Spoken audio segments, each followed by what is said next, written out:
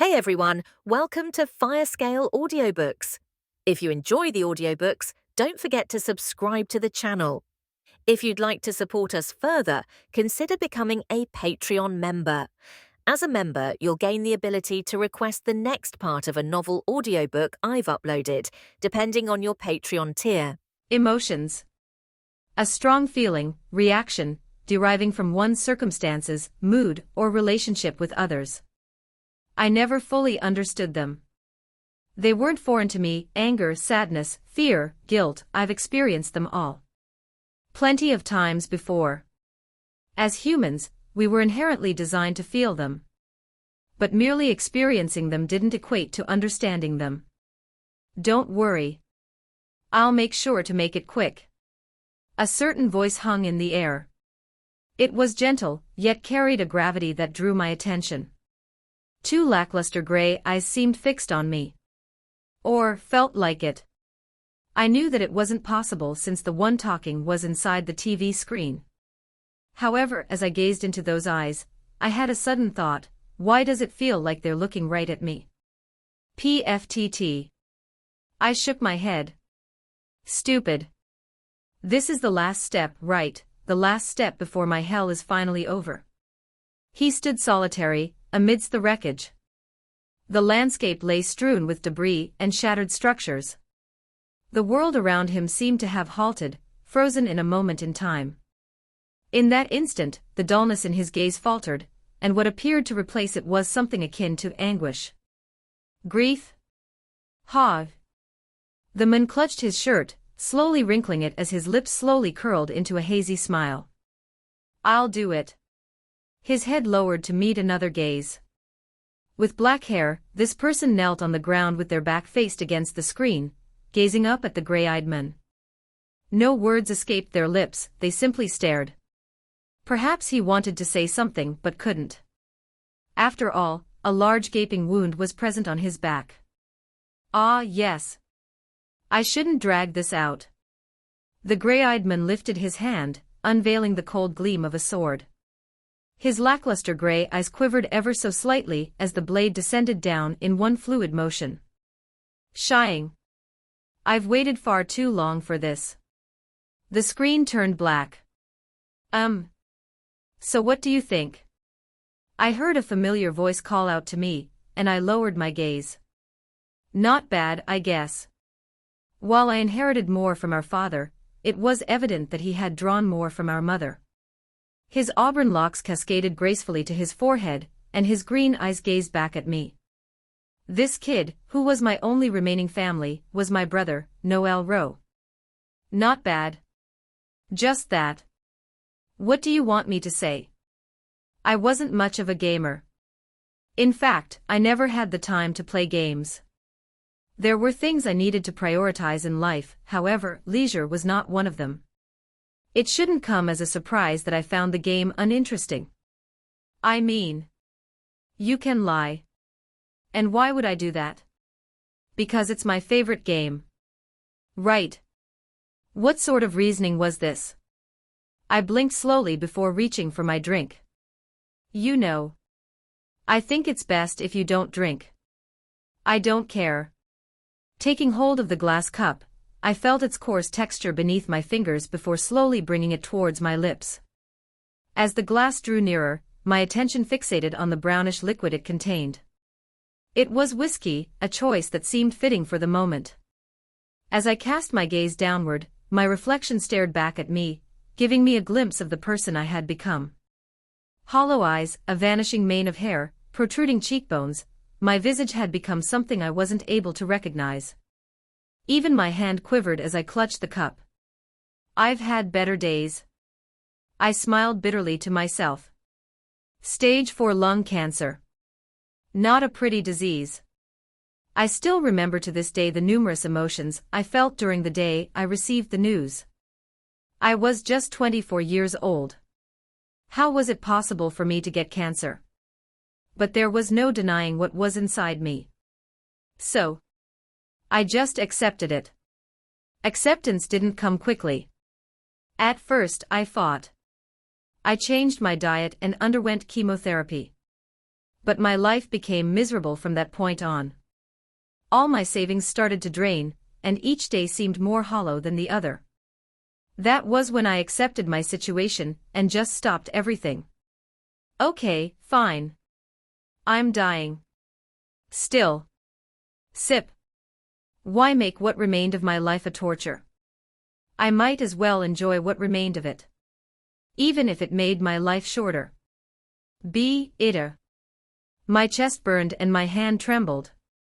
Despite that, I kept a firm grip on the glass and continued to sip on it. Every breath I took was laced with pain, yet the pain at the back of my throat held a strangely comforting allure. So I focused my attention on it. Relished it. Brother, are you really just going to drink like that? Noel's worried voice reached my ears. But despite his worry, I continued to drink. Let me be. I closed my eyes and savored the pain at the back of my throat. Only this way could I forget about the other pain that was constantly invading my body. Sip. It hurt. I felt so tired. I could barely move. And I felt so useless. But I felt comfortable. Yes. This is how it should be. I was caught off guard. I wasn't able to hold it. My chest pounded fiercely, and my hand visibly shook. It took every little bit of my willpower to not drop my glass. Brother. I'm. Cough. Fine. I opened my eyes to see Noel staring at me with a worried look. My vision shook and my hand almost gave out, but I held it in. Staring back at him, I only felt guilt. He was only 16 years old. Our parents had died a long time ago, and I was his remaining family. I didn't want to leave him alone, but what choice did I have? If I chose to stay longer, with what money was he going to survive? In a way, stopping chemotherapy wasn't just because I didn't want to prolong my suffering. It was also a way for me to leave him something before I left. Rather than leaving him in debt and dying, I'd rather die and leave him with something to lean on. It was my duty. My duty as his brother. Drip. Drip. Tears streamed down his face as he gazed at me. The incessant buzzing in my head made it difficult to discern his words, but it appeared he was trying to call an ambulance. I stopped him and shook my head before pointing toward the TV. Tell me. Tell me about the game. Game? Seeing his reaction, I managed to force a smile. Tell me why it's your favorite game. He wouldn't stop talking about it. That. He looked unsure of what to say, but after glancing at me once more, he wiped his tears and started to recount everything. The game is called Rise of the Three Calamities, and the main character is called Leon. He's an orphan and the story starts at Haven. An institute, or more like an academy where cadets are trained for the future of the Nez and Sifa Empire. One of the 4 great empires. To be honest, I was only able to make out a couple of words. After a certain time, all I could see was his mouth moving, but I just nodded along. For the sake of it. I had to pretend to be fine. So just. Let me die faster. Time seemed to flow endlessly and before I knew it, Noel was standing by the door of the apartment. Brother, I'm going to go grab some lunch. I'll bring you your favorite. That. I could hear. And just as his hand grasped the door, his feet came to a sudden stop. I'll see you soon, okay? Okay. I answered back, albeit weakly. Good. Clank. The door closed and silence filtered across the room. For some unknown reason, the silence brought a smile to my face. My eyes slowly closed and I relished in the silence. Cough. Yet that tranquility proved fleeting, as I was seized by uncontrollable coughing. When I reopened my eyes and gazed down, I caught sight of my hands which were stained in blood. My blood. It. A clink resonated in the air. The cup in my grasp had finally tumbled to the ground, and the world began to whirl around me. Looks like I can't maintain the facade any longer. Whiskey spilled onto the floor, and my chest throbbed intensely with pain. I had managed to hold back before, but such a thing was no longer possible as all energy drained from my body, and I leaned back on my chair. It's good that he didn't see me in this state. Sometimes, one suffers in silence not out of embarrassment but out of necessity. How could I allow my brother to see this? Ha! Aha! I felt my chest tremble as something pierced right at my heart. It wasn't the same pain that I was accustomed to but a different pain. Anger. Regret. Sorrow. Sadness. Emotions. That's what the pain was. I felt them vividly. I could tell them apart. I was familiar with each and every one of them. But I didn't understand them. And with these last thoughts, my eyelids gradually closed. Ah! That's when I took my last breath. Or so I thought. Ah! I'm still alive. There was no way. But I was starting to doubt it. That was despite feeling certain that I had drawn my last breath. It was the only logical conclusion I could make as I found myself standing on the remains of a city. My sinuses clogged up as a result of the smoke that lingered in the air, and I heard a low, steady ringing in my head at the same time. Sort of like the buzz of a mosquito, but a lot more annoying than that. With all of that taken into account, I was certain that there was something wrong with the situation. I felt there, yet not at the same time. If that made any sense. Must be some sort of hallucination one experiences before death. It had to be. I was more convinced of this when I found myself standing amidst the ruins of a city unknown to me, confused by the peculiar architecture of the buildings. They appeared to belong to a distinct era, unlike anything familiar to my own. How weird. The entire situation was weird, and I had trouble wrapping my head around it. Despite my eagerness in wanting to find out more about what was happening to me, and what the city around me was, I couldn't. I was stuck where I was. Or more like, I was trapped. I could see, smell, hear, taste, and touch just fine. It was just that, I had no control over my body. I felt as though I were a marionette, manipulated by an external force. Rumble. Rumble. My focus was captured by a distant rumble, prompting my head to turn toward the source of the sound. A voice unknown to me emerged, flowing from my lips. It's about time. I thought they'd be slower. There was something about the voice. It sounded unnatural. Almost robotic in my ears, but I couldn't quite tell. Just what is happening? I was flustered, but what else could I do? There was no way out for me, and all I could do was just observe. Boom. A distant building disintegrated, and from within its ruins emerged a particular figure. Our eyes met, and I instantly sensed an overwhelming weight pressing down on my body, stifling me. I finally found you. A screeching voice reverberated through the air, and the sky turned a scarlet color.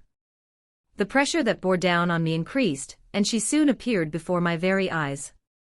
She was breathtaking. More so than anyone I'd ever seen in my life, making me further question the validity of what I was seeing. Adorned with flowing, fiery red locks cascading down her back, her hair danced in the sunlight, displaying hues of crimson, copper, and gold, as if flames had been artfully woven into the fibers of her hair. But it was her eyes that truly caught my attention. Gleaming like golden orbs, they possess a depth and brilliance that seem to reflect the distant sun. Just what is happening? And why is she looking at me like that? She seemed eerily familiar, yet at the same time wasn't. I more or less knew that I had seen her before, but I couldn't quite picture when. Is that all you have to say to me? Her gaze contained a little something. I couldn't quite understand what it was, perhaps longing. Disappointment. I wasn't too sure. My mouth had just parted open when all of a sudden, the sky which had previously dyed red, turned a purplish hue, and lightning began to crackle down from the sky. Cracka. Cracka. It tore at everything beneath, destroying the buildings and infrastructures with an unstoppable might. In a matter of moments, the clouds ruptured, unveiling the silhouette of a woman. Her vibrant purple hair swayed gracefully through the expanse of the sky, while her piercing gaze, brimming with an overwhelming sense of animosity, fixated upon me. Cracka. Cracka. The sky continued to be ravaged by relentless lightning, intensifying the pressure that oppressed every inch of my being. The force was so formidable that my legs nearly buckled beneath me. Yet, inexplicably, the individual I was presently possessing displayed unwavering stubbornness. My bones cracked, and I was having a hard time breathing under the extreme pressure.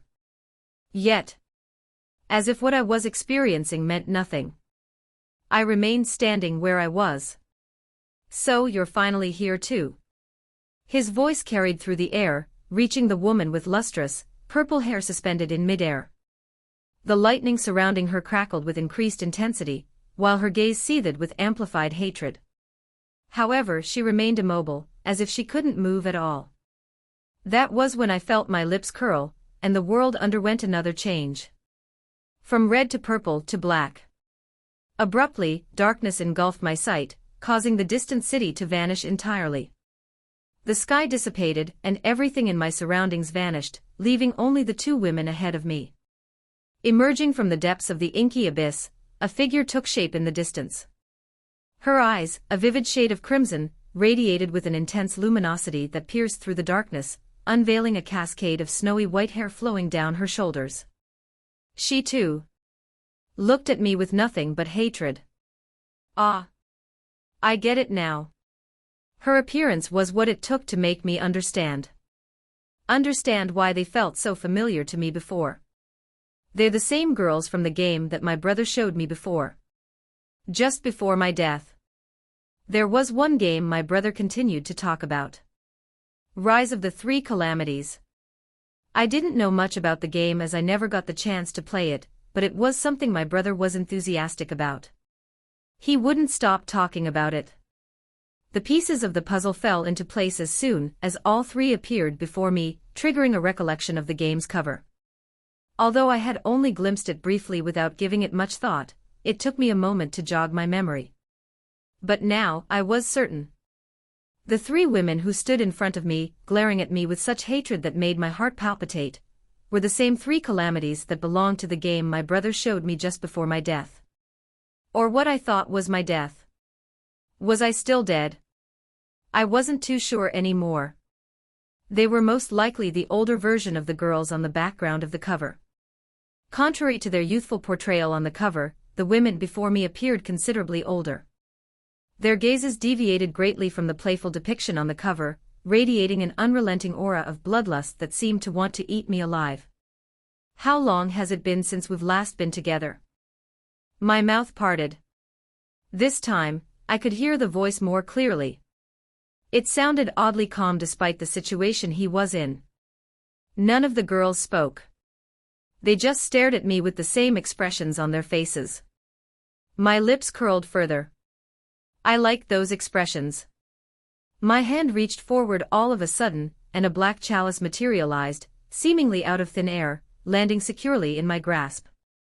Enclosed within its confines, a peculiar black liquid resided. Rumble.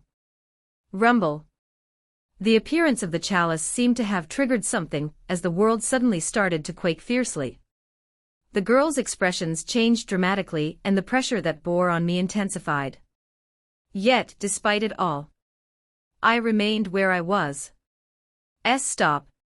Fuck, stop this bastard. Strings of curses flew my way, but the only response was a slight raise of the cup. No. As the chalice approached my lips, a fleeting moment allowed me to steal a glance at my own visage, mirrored within the depths of the dark liquid residing inside. Handsome, was all I could think of as I stared at the man reflected within the liquid of the chalice. Is this me? There was an air of confidence and allure that emanated from him that perfectly matched the disposition he displayed. His intense, hazel eyes held a mesmerizing depth, shimmering under the blackness of the liquid, matching his lustrous black hair. The strong, chiseled features of his face were accentuated by a well-defined jawline and a perfectly proportioned nose. Never in my life had I ever seen anyone this handsome. Ha, I really must be dead. Rumble. Rumble. The world around me seemed to completely crumble. Before I knew it, the three girls were already upon me. Coming from all sides. Their power sent shivers down my spine. But despite it all, I remained where I was, feeling a slight curl at the end of my lips as the chalice drew to my mouth and I took a sip. It's bitter. PFTTT. At that very moment, as the initial sip of liquid touched my lips, a searing agony tore through me. I felt something drip from the side of my mouth as my head slowly lowered. It was there that I caught a glimpse of a large sword.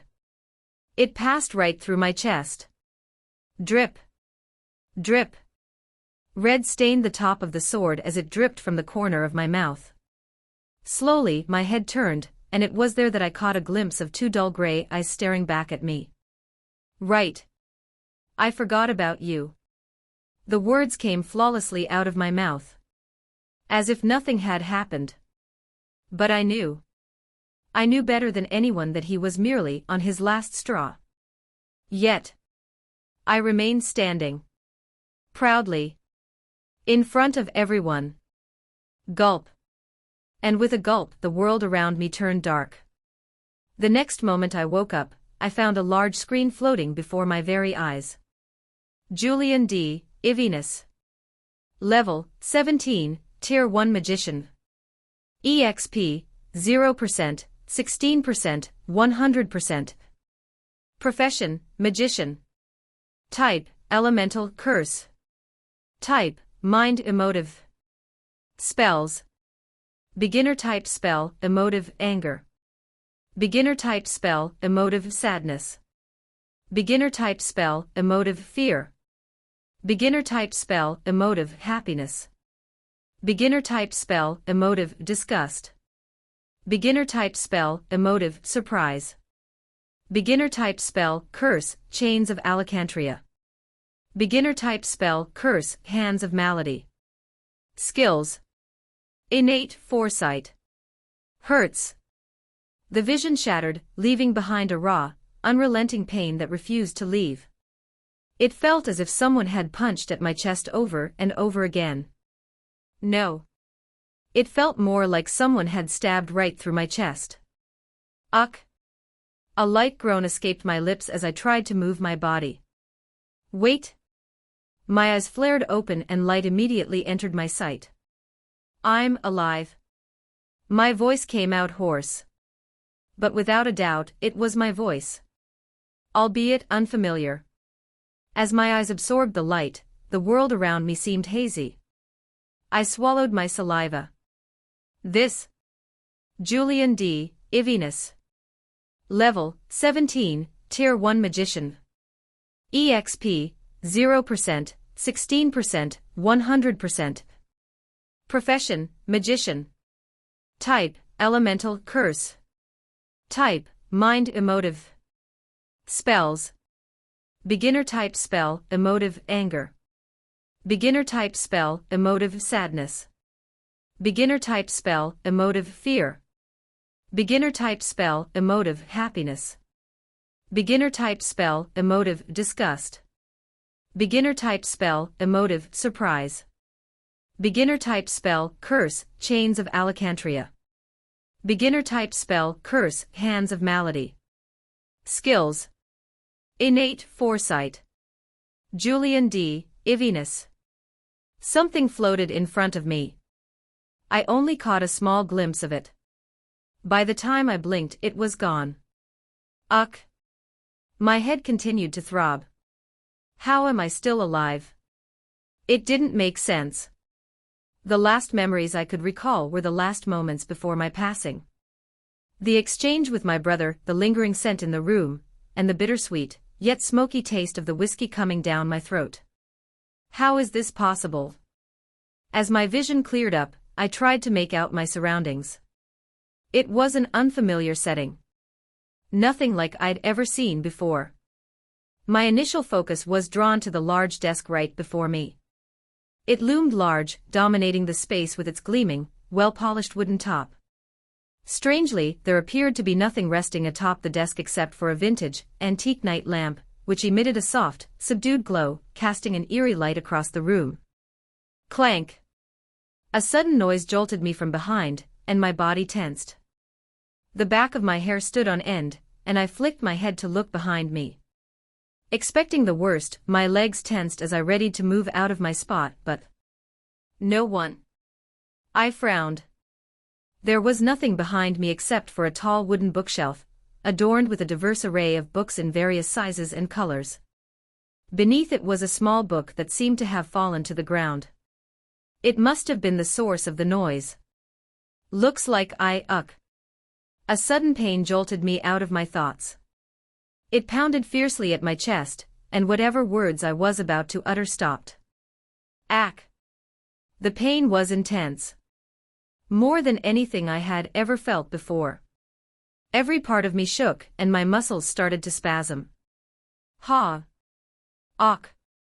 What the? It was at that moment that I at last laid eyes on the sword jutting out from within my chest. My entire body tensed as I felt every inch of my mind freeze at the sight that bore before my very eyes. How? As if the scene from before replayed in my mind, a sword appeared. It slowly clawed its way up from my back and into my body. Horrified, I could only watch as the sword drew deeper into my body and pierced right through my chest. I wanted to scream. Cling to something. Run. But my body was frozen. I could only watch as the sword pierced through me, and pain invaded every inch of my body. Blood trickled down my pristine white shirt, delicately drawing webs on my forearm before staining the wooden floor beneath, forming a muted puddle that gradually spread. Drip. Drip. Like the repetitive tick of a clock, the blood persistently trickled down to the ground. The sight turned my stomach, and I could feel the color draining from my face. It was the first time I had ever witnessed something so gruesome. My breath started to feel heavy, and my vision started to blur once more. But before I knew it, the pain stopped. I didn't know when. I had lost track of time. I extended my hand towards my back, where I could feel the hilt of the sword. My fingers brushed against the soft leather grip that encased it, and for a moment, I contemplated pulling the sword out. But then, slowly, I withdrew my hand.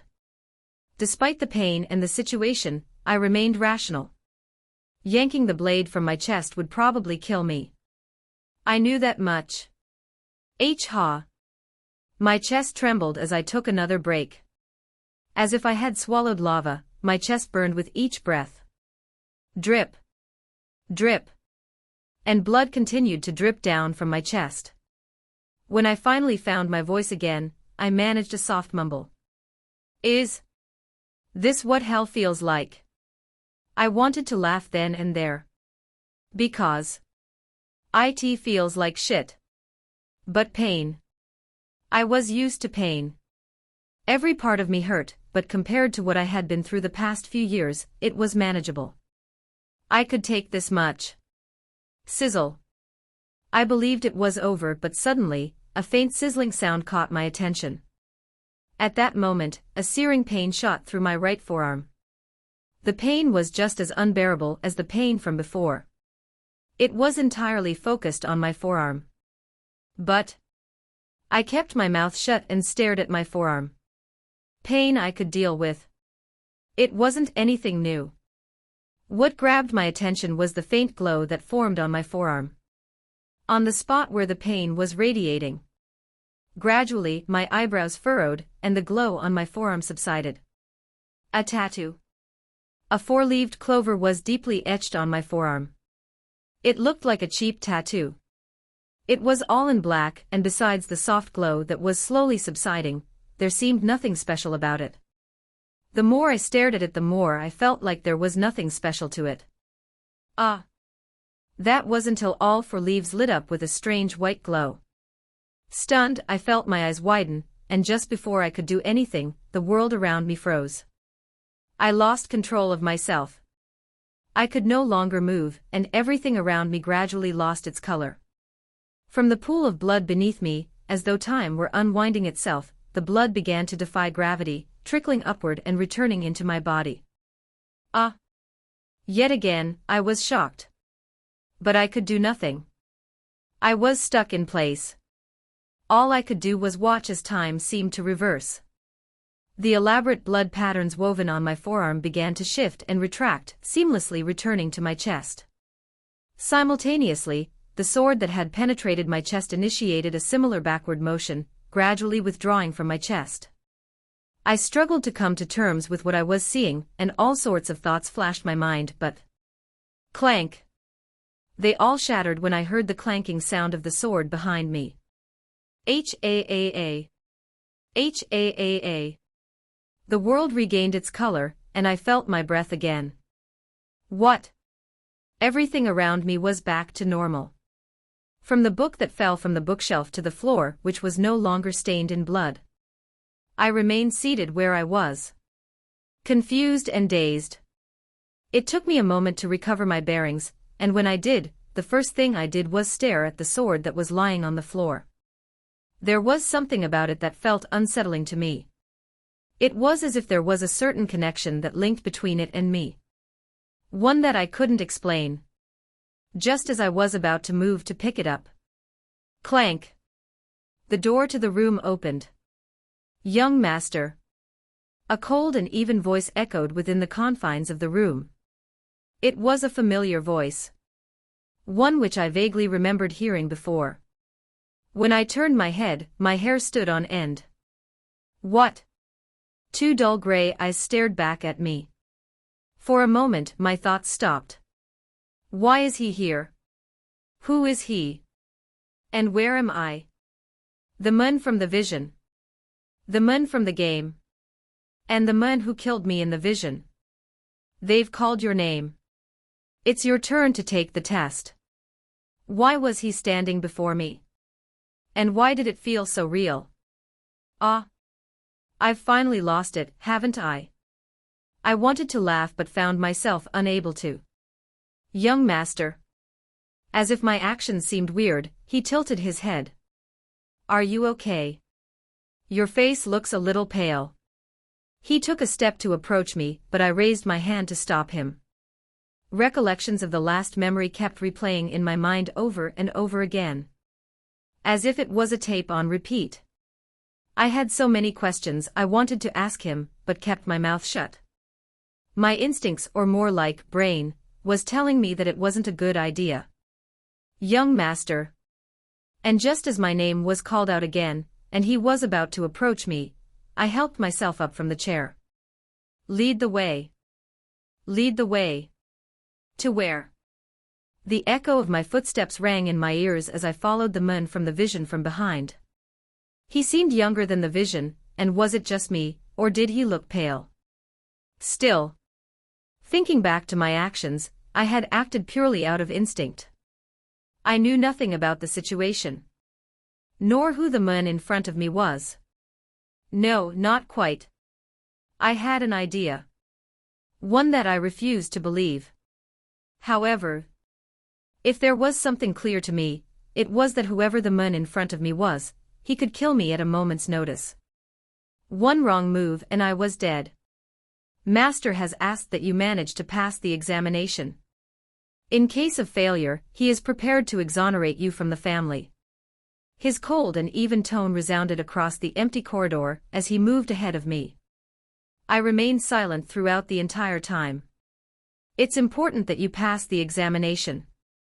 I can't stress that enough. For my sake as well. Examination. What examination? I strained my ears and listened attentively. Every piece of information was vital for me. That said, I don't believe a situation like that will happen. You're more than capable of passing the examination. At the very least, you shouldn't be worse than the commoners who only had 1 year of practice. He continued to speak along the way. As I listened to his words, my eyes couldn't help but trace toward my surroundings. What sort of place is this? The corridor seemed vast. Large windows lit up the corridors with purple curtains draped around them. It gave off a medieval vibe. But there was no way, right? How could it? "We're here, young master." I had no time to adjust myself to my surroundings before I found myself standing in front of a large wooden door. My feet came to a halt and he pushed the door open to reveal a large hall where hundreds of people stood. They all lined up in an orderly manner, facing another door at the very end of the hall. "You are..." A woman with short black hair and glasses approached me. She held a clipboard in her hand and scanned me up and down. My heart grew tense at her appearance. I thought back on her question, "You are," and found myself unable to answer. I'd like to know that as well. Even so, I kept my composure. We stood like that for a couple of seconds before her eyes fell on my chest where realization finally hit her. "Ah, you must be from the Ivinus barony." She glanced at her clipboard. "Julian Dacre Ivinus. I see you. Julian Dacre Ivinus." Tapping the board, she smiled. "Please follow me. I'll lead you to the examiners." I secretly sighed in relief before glancing back for a brief moment. My eyes met his for a moment and he nodded. I looked away and followed the lady. She seemed to be leading me toward the large door in the distance. I could feel the gazes of those around me as I moved. However, I paid them no mind. Not because I didn't want to, but because I couldn't spare them the thought. The closer I was to the door, the faster my heart started to beat. The only thing I knew was that I had to take an examination. What sort of examination, I didn't know. My palms felt sweaty and my legs felt like lead. Each step felt heavier than the last. The only reason I followed along was purely because the situation forced me to. It felt like I had to move. But what now? What was I supposed to do now? "We're here. Please don't be too nervous. They won't bite." The woman graciously opened the door, unveiling the expanse of a generously decorated room. Elegant paintings adorned the walls, flanking the space alongside pristine white pillars. What grabbed my attention was the large wooden desk that sat in the middle of the room where 4 individuals sat. In front of them was a boy with blonde hair and blue eyes. He wore a strange uniform and stood upright in front of the 4 individuals. I felt a terrifying pressure coming from the 4 of them, and amongst them, a woman with long flowing black hair grabbed my attention. She seemed the center of the 4 people, not just because of her looks, but because of the aura she gave off. She had something beyond her beauty. Something I couldn't quite explain. Just what sort of? "You must be Julian." Her lips curled slightly as she glanced at the papers before her. Looking away, she pointed ahead. "You must be here for the examination. Please make your way toward the center." I had no choice but to follow along. It only became more evident to me that there was something wrong with the people in front of me when I closed in on them. I couldn't quite describe it, but just standing close to them felt extremely pressuring. As if boulders were being pressed against my back. Even so, I held on to my composure and kept my face firm. But that only lasted a second before I felt my right forearm sting. "What's going on?" When I looked down, I realized that one of the 4 leaves from the tattoo had lit up. Why was it? As if bewitched, my body moved on its own, and my finger hovered over it.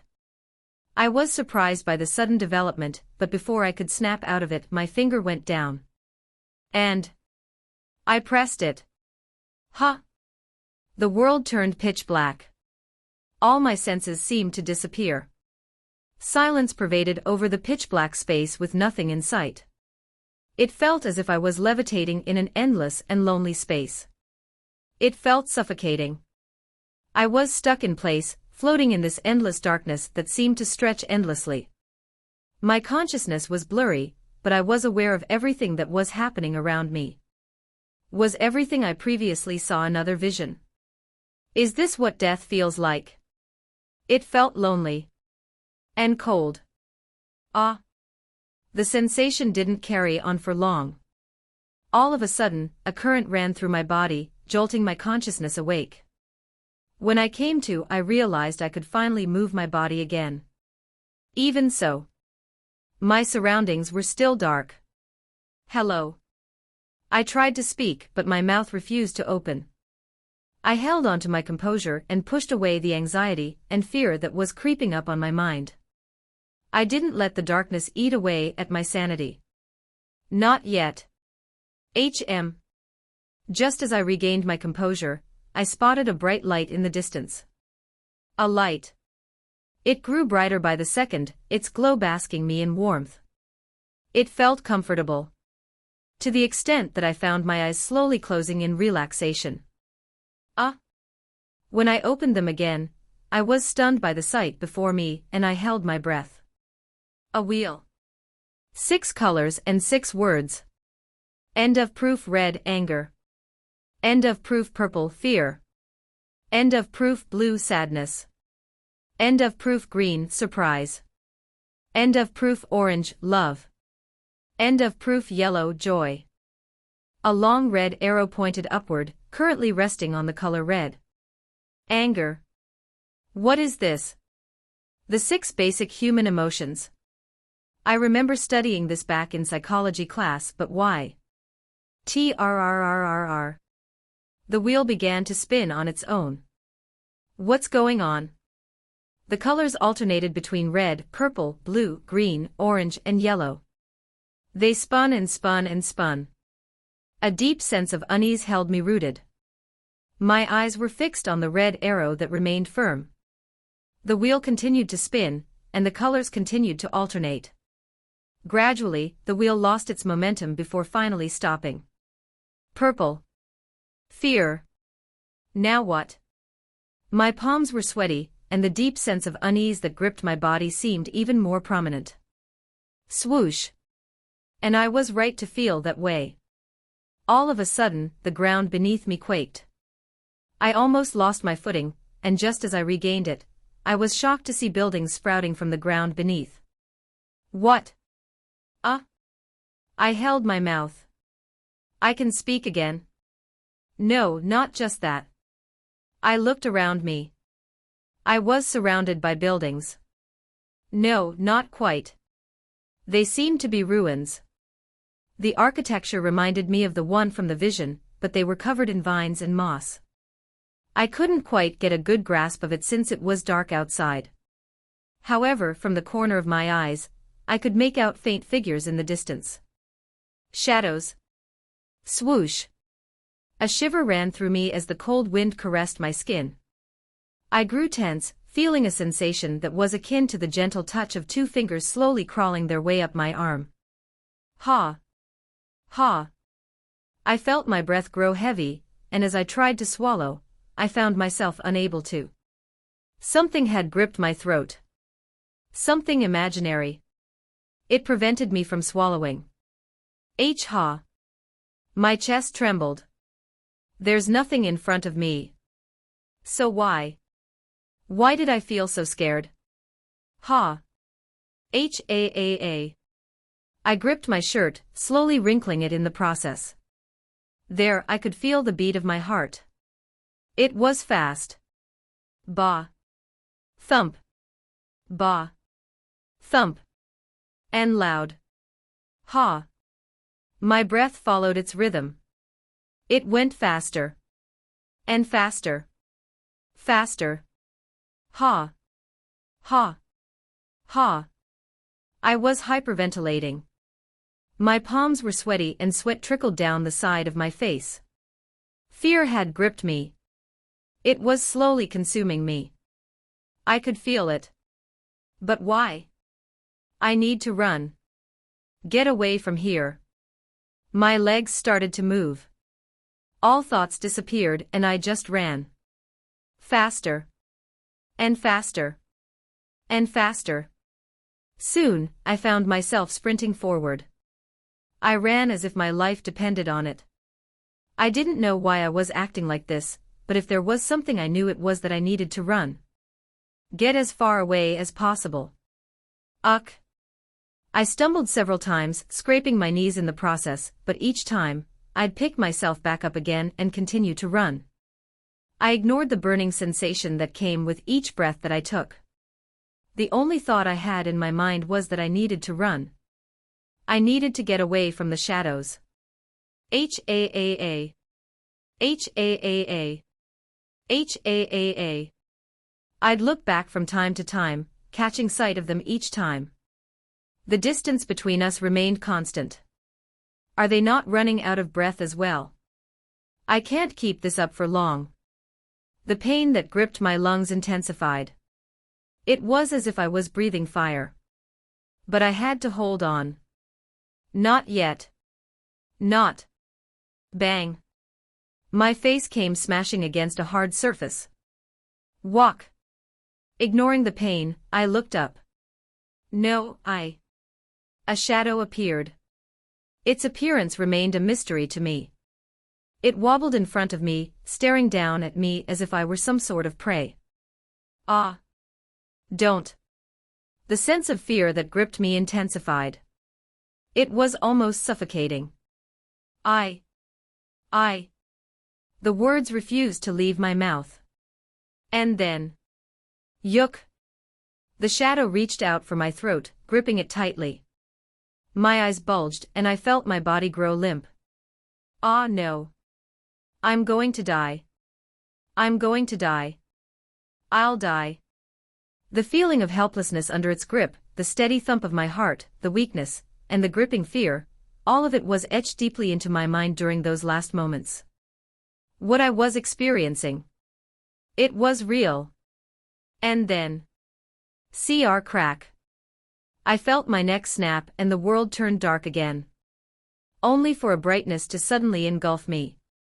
Examine. Examine. Ah. I slowly raised my head. 4 figures sat not far from where I was standing. They all stared at me with frowns while a young man with blonde hair stood not far from me. Isn't this? Slowly lowering my head, I stared at my right forearm where the tattoo was. It no longer hurt, and it wasn't glowing anymore. But my arm was trembling. The emotions I felt before. They continued to linger over me. I couldn't get rid of the sensation. It felt suffocating. I needed an outlet. An outlet to let everything out. Examine. Is everything all right? We don't have all day.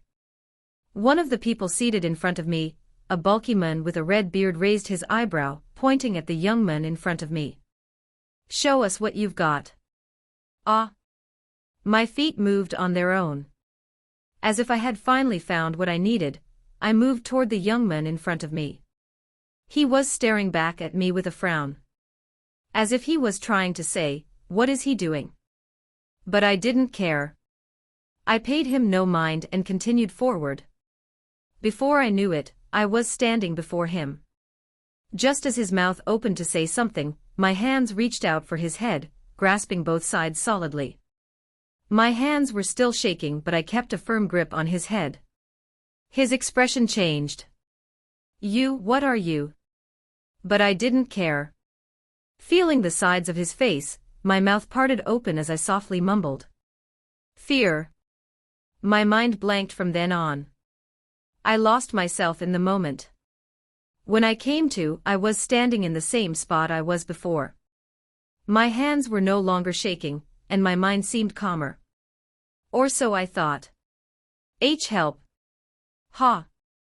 Ha. When I looked down, I was stunned to see the young man from before on the ground. His face was pale, and he held his head with both hands while mumbling things like, "Ah. I'm sorry. Ah." As our eyes met, his expression distorted and his pupils dilated. Ah. And no. He hastily moved back. What is going on? Ah. A small screen appeared in front of me. That was when I understood. Expectations were minimal before his entrance. Behind their desk, the 4 examiners conversed with each other, reviewing the files of the examinees. The overall talent level is lower than last year. It's rather disappointing if I'm being honest. At this rate, the other institutes within the Empire will catch up to us. The man with the red beard mumbled, Herman Chambers, a high wizard, and a man known for his discernible eye for talent. As such, he was put in a position of recruitment for the upcoming year at the Haven Institute. Just by visualizing the flow of mana coming from an examinee's body, he could more or less tell if they were talented or not. From the thickness and its purity, he'd be able to discern the overall level of the examinee before they even performed. Please bring the next examinee. Compared to last year, the talents were severely lacking. But we've found a couple of little monsters, haven't we? There were a few exceptions. And those few exceptions were far above the norm. I guess you're right. Herman crossed his arms and leaned back on the chair. From the corner of his eyes, he glanced at the woman sitting beside him.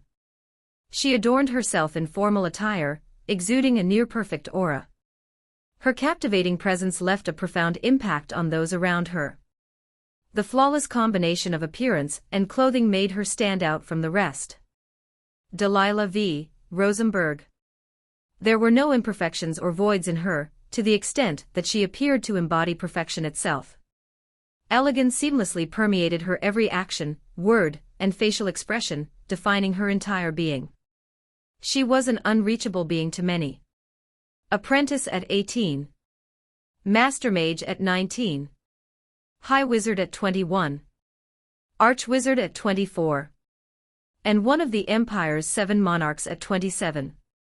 Many foresaw her as the future of the Empire, destined to fill a position that had remained vacant for centuries, the most formidable mage among them all.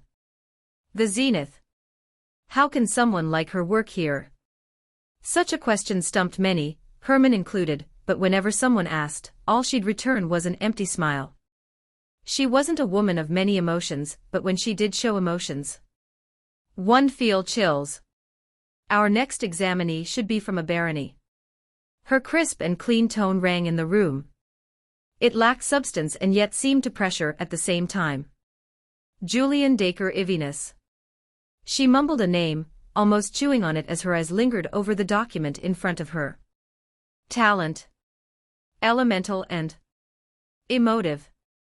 Emotive? Herman raised his brow and picked up the document in front of him. Indeed, he has talent in the emotive field. His expectations diminished. It wasn't that he hated emotive mages or looked down on them. But it's tough. Muttering with crossed arms and a dismissive shake of her head, Catherine Riley Graham, a middle-aged woman with long flowing brown hair, expressed her thoughts. An emotive mage deals with the manipulation of emotion. It's not a rare talent, but... Pursing her lips, she halted mid-sentence, allowing for another voice to complete the sentence for her. One might lose themselves if they immerse themselves too much into the study of emotions. That's right. The emotive field was a dangerous field. To study emotions, understand them, one had to immerse themselves in them. Immerse yourself too much and you might end up losing sight of yourself. I've seen my fair share of talented ones lose their minds trying to further their path. It's unfortunate. Really unfortunate. Well, at least he's talented in the elemental field. Curse magic. Not a bad field. There were no bad elements. Only bad people. Closely examining the paper in front of him, the door to the room opened. A young man in his late teens entered. You must be Julian. Delilah spoke, her crisp and clean voice ringing throughout the room. His appearance grabbed the attention of all present. He's handsome but disappointing. Herman's first impression of Julian was one of disappointment. His mana flow is irregular. The density is light and he doesn't seem to have control over it. Was he really a noble? As if he wasn't the only one who thought this, Catherine mumbled. Seems like this one is a bit of a bust. Disappointing considering that he's a noble. Herbert Newberman, sitting on Herman's right, shared similar thoughts with her. His mana flow is all over the place. At first glance, he doesn't seem to know how to properly utilize mana. What a rough batch. In the mind of the examiners, Julian seemed to have come in vain. His performance was going to be one that they'd need to erase from their minds. But if there was one thing to take note of, it was his demeanor. The way he carried himself. His expressionless face and calm even steps. It seemed to exude boundless confidence. An overconfident idiot. Well, whatever. Let's get this over with. I've seen worse. Herman nudged the young man that stood in front of them. Jason, go test him. He was a first-year, or more like second-year now, cadet. He wasn't exactly the most talented cadet, but to test new examinees he was good enough. Yes, sir. Jason began to move, but just as he had taken a step forward, his face changed. So did that of all the examiners. What is he doing? Is he checking his pulse? What sort of nonsense is this? With a blank expression and finger pressed against his forearm, Julian stared ahead. He seemed out of it. His face was blank. Like that of an empty sheet of paper. What is this guy doing? Examinee. Examinee. Herman called out for him several times until he snapped out of it. Ah. Examinee. Is everything all right? We don't have all day. He irritably pointed at Jason. Show us what you've got. Just as Herman pointed at Jason, a sudden change occurred with Julian. His pupils dilated. His face paled and his arms began to tremble. His sudden change took everyone aback. Julian's eyes trembled, darting around hastily with an air of desperation. He seemed to transform all of a sudden, a complete difference from how he previously was. His shoulders shrunk and his breathing quickened. Ha! H-A-A-A. H-A-A-A. Everyone could feel the rhythm of his breath. It was getting faster with each breath. He seemed to be the embodiment of a certain emotion. What emotion? Ah! It soon became clear to everyone. Fear. He had started to embody fear. Herman felt a chill run down his body. Not just him, but the other examiners too. What are you? Julian walked up to Jason. Perhaps taken aback by the situation, he wasn't able to react on time. Julian's hands came pressing against his skull, squeezing almost. And... Ow! A scream shook the room. It pierced through it and reverberated loudly in the ears of everyone present. Suddenly, everyone in the room was motionless, not just Herman, Herbert, and Catherine, but Delilah too. The impact of Julian's action was just that powerful. With one single action, he left everyone in the room frozen. Ah. No. Ow. I don't want to die, no. It was intense and one could vividly feel the fear that Jason was feeling. Goosebumps. Herman felt goosebumps. Ah. Thump. Jason fell lifelessly to the floor. Shaking uncontrollably, he clutched his head while writhing on the floor. Saliva spilled from his mouth. Help. Despite his cries, none of the examiners moved. All eyes were fixed on the young man that stood before them. What was in front of them was the embodiment of someone who threaded a path hardly anyone took. Recalling, Herman mumbled out loud. For one to understand an emotion, one must experience it. To display such fear, one must experience it. Everyone in the room was well versed and knew this much. They had traveled all over the continent and met many emotive mages. From there they learned of the harshness that one who threads such a path must endure. To experience fear, one must relentlessly chase after it. Many failed in their paths, dying in the middle of training, or simply not being able to understand the emotion. And yet, what sort of gruesome training did he undergo to display such emotion? Julian was able to do what many couldn't. He was far from perfection, but to be able to do this at such an age. Just how harsh has he been on himself? Herman's evaluation of Julian underwent a drastic change. Not only is he able to perfectly portray fear, but he also seems to have mastered the state of immersion. A state many emotive mages chased after. A state where one could separate reality and immersion. Was that why he checked his pulse beforehand? To check his condition before immersion? A monster. He was a total monster. If I may ask. Catherine was the first to truly break the silence that took hold of the room, briefly glancing at the trembling Jason on the ground before settling her gaze over to Julian. What sort of training did you do to be able to do this? And is it only limited to fear? Her question was met with silence as Julian stood still. He then lowered his head and shook his head. Ah. Was it so bad that he doesn't want to talk about it? The judges felt their expressions harden. And finally, Delilah, who had been quiet the entire time, with her gaze seemingly never detaching from Julian, opened her mouth to speak. You're dismissed. We'll let you know your results after we've evaluated all the examinees. Julian nodded his head and calmly walked out of the room. It was as if he hadn't done anything worth praising over. When he left, Herman and the others looked at her. Why did you let him go like that? We were still busy. Take a look at the floor. Ah. And that was when everyone finally realized. Ah. PL, please help me. Ah. He's in no state to continue with the examination. Tell someone to replace him and send him to the infirmary. For now, we'll take a break. But I know what you want to say. Delilah raised her hand to stop the other examiners from speaking. You want to know more about him, right? When Herman and the others nodded, Delilah turned to look at the door where Julian had left.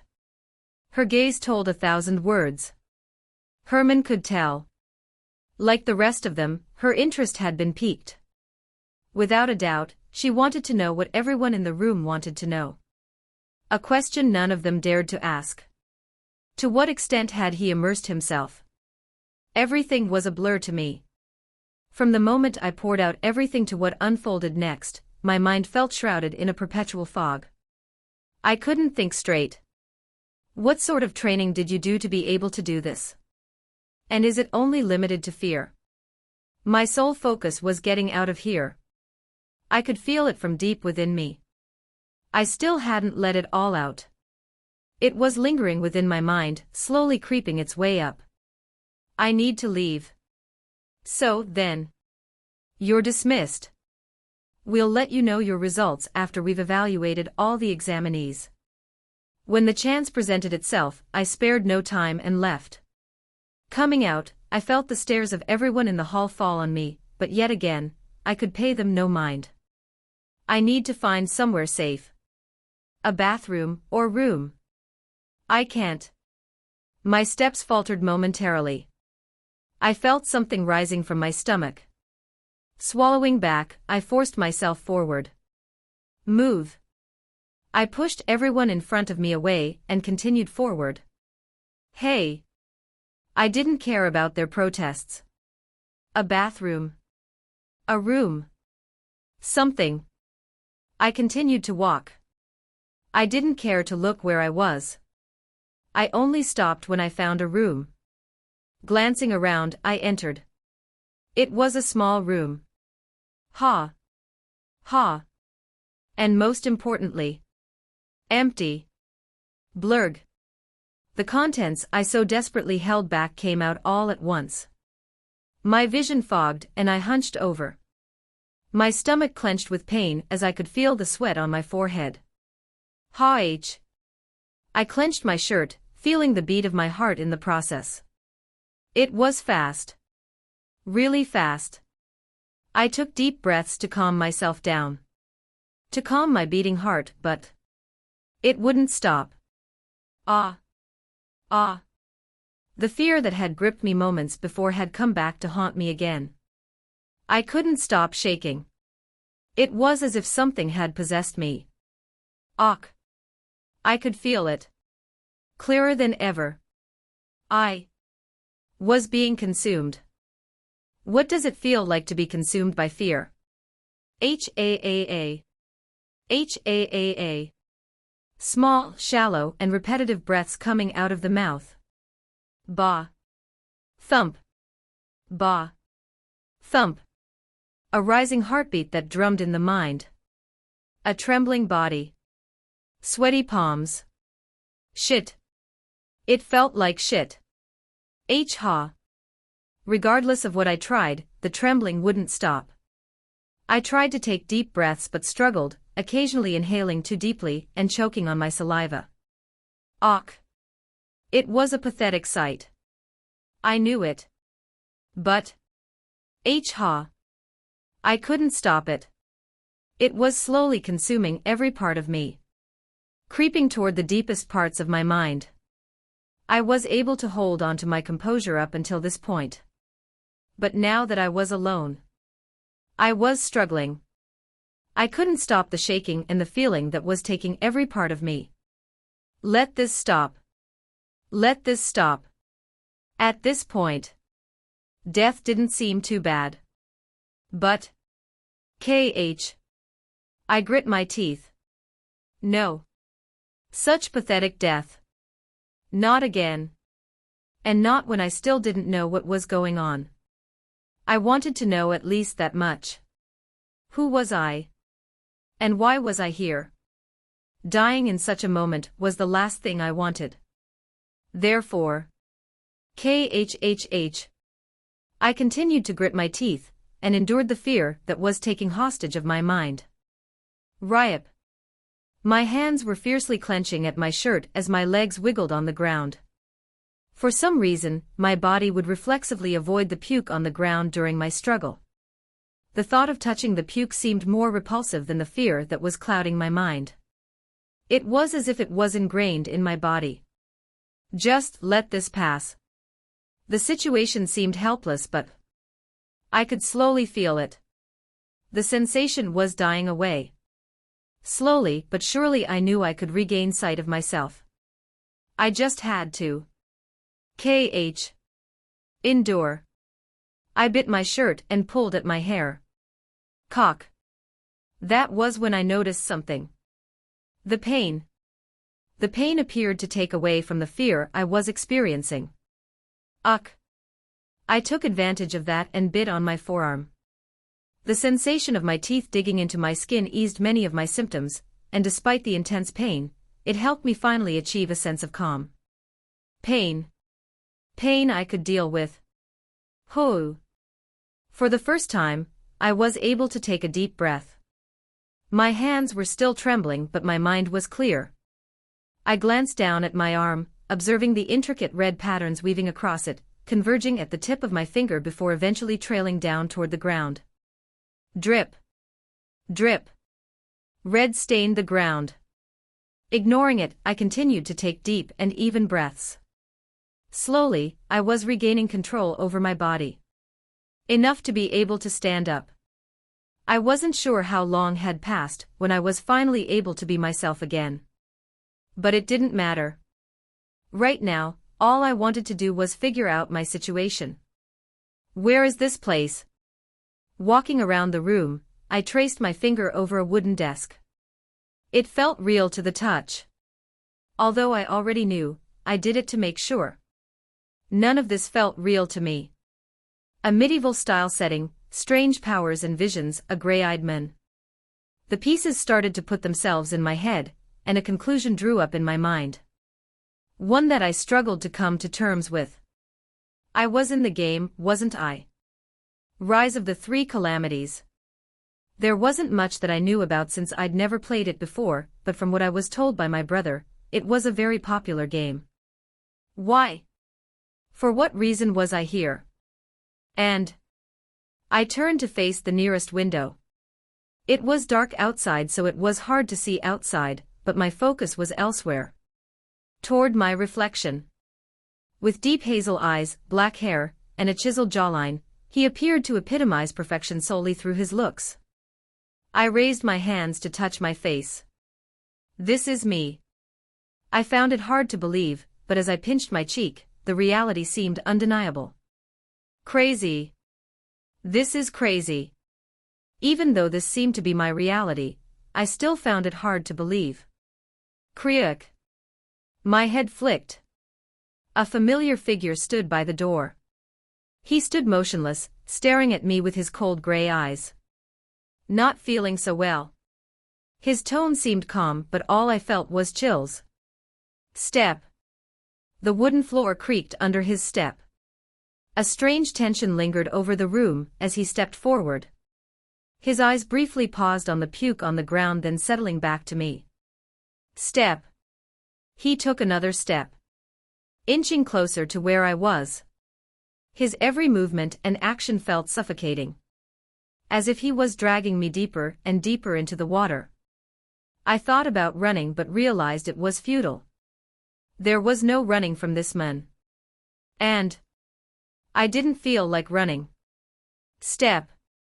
He stood in front of me. His eyes were intense. Closely reminding me of the ones he had in the vision.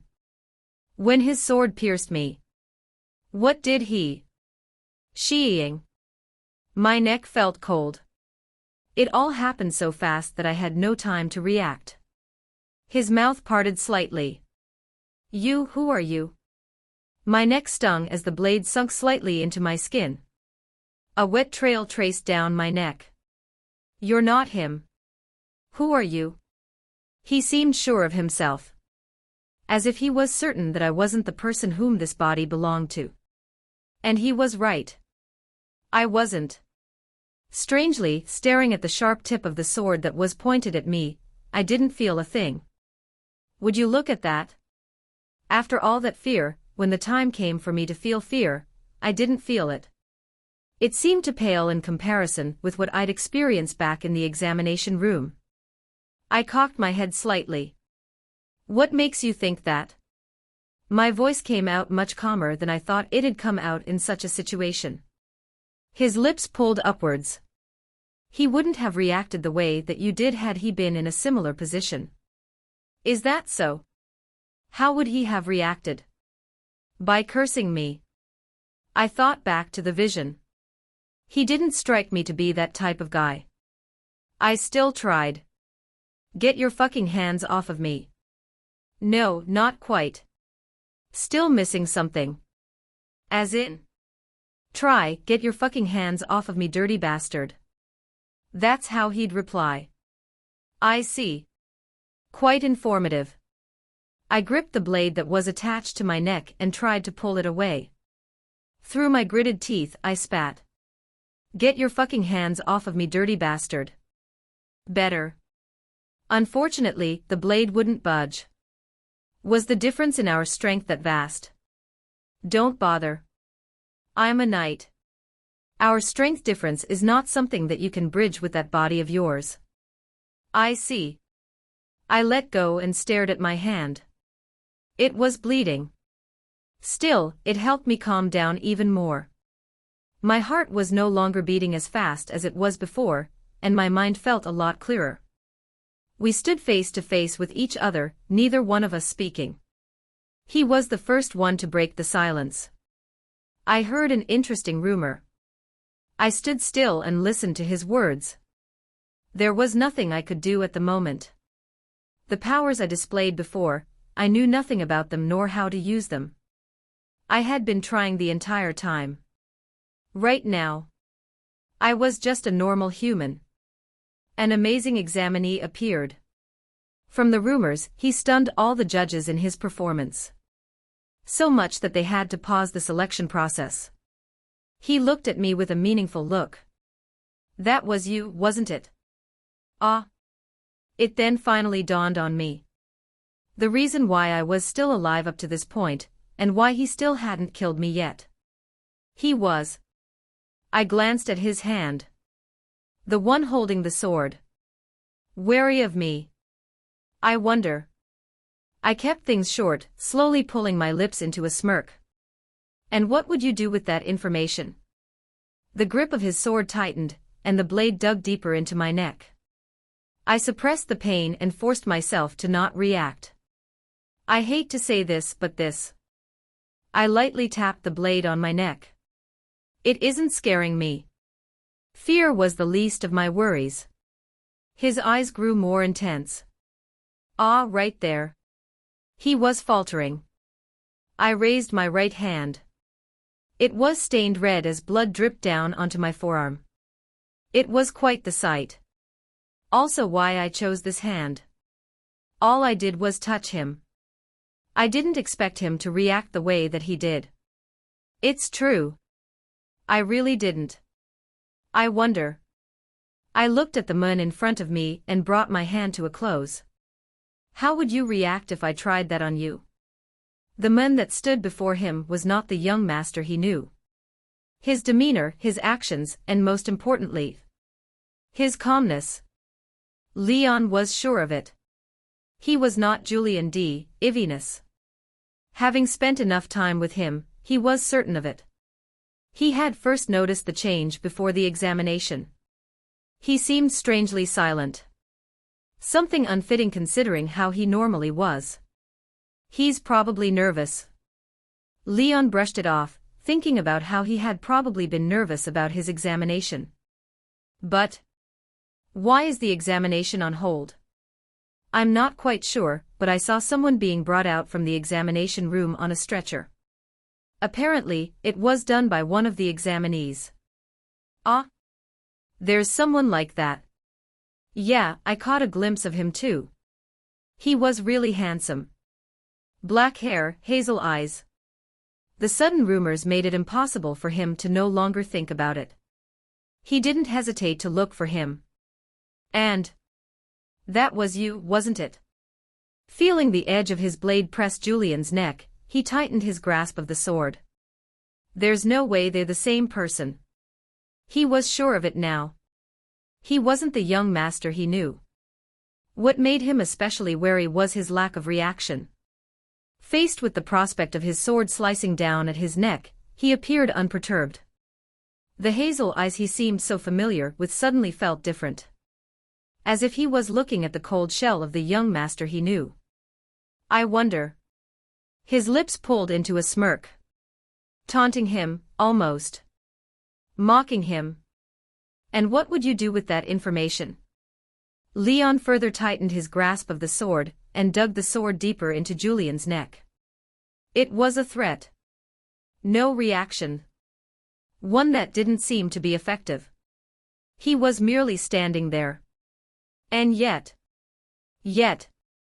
he felt so intimidating. Why was that? I hate to say this, but this. With light movements, he tapped the tip of his blade. It isn't scaring me. Leon remained silent, the muscles of his body tensing. Then, drip, drip. Julian raised his blood-soaked hand. All I did was touch him. He voiced out in a low tone. His words seemed to describe the situation. Probably what had happened back at the examination room. But I didn't expect him to react the way that he did. To Leon. His words, I wonder, seemed more like a, how would you react if I tried that on you? Warning. The tension in the room felt stifling. His eyes felt intense. As if they could swallow me whole at any second. Devour me. But I never looked away. I continued to stare back at him. I knew I couldn't look away. Looking away meant showing weakness. I couldn't do that. Not when I knew he'd kill me for it. Drip. Drip. Drip. Blood continued to drip down on the ground. Softly disrupting the silence that seemed eager to envelop the room. Then, what is your goal? He asked me a question. One that I couldn't find the answer to. Goal. What is my goal? I'd like to know that as well. Suddenly thrust into this situation, I was still struggling to come to terms with everything that had happened to me. Why was I here? Who was the one responsible for all of this? And why me? For now, my goal was to find answers, reasoning behind my situation. And what the end goal of all of this was. What I want is answers. I repeated. Sort of as an affirmation for myself. A goal was important. It was so that I wouldn't fall astray in the future. Answers. His brows knit, and the pressure that bore down on my neck alleviated. He seemed to be in deep thought, and when he looked back at me he asked. What sort of answers are you looking for? Who am I? Where am I? Who are you? What is this place? Why am I here? What was the goal in putting me here? I threw one question after another. His expression gradually changed with each question, and before I knew it, the sword was no longer at my neck. For the first time, his eyes didn't seem that intense. You didn't possess his body by choice. So body possession was possible. No. I shook my head. I'm just as clueless as you are in regards to this matter. I wouldn't be having such a hard time if I knew. He stood quietly, perhaps contemplating my words. Step. In the meantime, I walked toward the nearest chair and sat down. I felt lightheaded. With all the blood loss and puking, I was in no state to stand. I had just taken a seat when something flashed in my vision. End of proof LVL1. Fear EXP plus 0.5%. A familiar notification. I felt like laughing and my lips gently pulled up. What sort of joke was this? The room grew tense again. Turning my head, the same two gray eyes were staring back at me. He seemed strangely stiff. I won't bite. How do I know you're not lying? Lying? I rested my cheek on my propped-up fist. Beats me. And shrugged. I really couldn't do anything if he didn't believe me. Had I been in his position, I too wouldn't have believed myself. Not only was I unaware of how things worked in this world, but the blood loss was making it hard for me to keep a clear mind. But even so, under such circumstances, staring at the man in front of me, I understood something. You already know I'm not lying. Somehow. Some way. I had a feeling he already knew I wasn't lying. How? The expression he was making. It was rather easy to read. His lack of words served as a silent confirmation to me. There was something he wasn't telling me. But I didn't push for an answer. I couldn't afford to. Keeping myself level-headed was starting to prove difficult. What now? What are you going to do? Hearing his voice, I lowered my head to stare at him. I don't know. I wasn't in a state to contemplate. Plus, I knew too little of the world. I needed to know more before making a decision. Haste made waste. I see. He seemed satisfied with that answer. Once again, the room fell silent. I took that moment to close my eyes and rest. But just as I closed them, I heard his voice again. Julian was arrogant. Not very talented. And someone who hated commoners with every ounce of his being. Is that so? Sounded like an amazing guy. The way you act is too different. When the moment arrives for you to encounter someone connected to the previous Julian, the fact that you're not him will easily be exposed. It wasn't hard for me. How hard would it be for others? I figured that much. But he dragged on his sentence, enough to capture my attention. But I can help you. His tone lowered. Let me use you. And I opened my eyes. Our gazes met. In exchange, I'll let you use me. The Haven Institute, better known as a Haven, was the most prestigious and renowned academy in the Empire. As such, the admissions were extremely challenging. Fitting for an institute of such renown. With such a reputation, there was no social segregation between commoners and nobles. There was, however, a consensus amongst the staff. And that was that commoners were not equal to nobles. But it wasn't for silly reasons such as the purity of their bloodline or background. It had to do more with the Empire's law. Commoners were only allowed to practice mana from the age of 17. To maintain their authority within the empire, the royal family, the Megrel family, strictly forbade the common people from practicing mana until they hit a certain age. The same was true for nobles as well. In contrast to the commoners, individuals of nobility were permitted to practice mana at a younger age. However, there existed an age restriction that varied based on their noble status.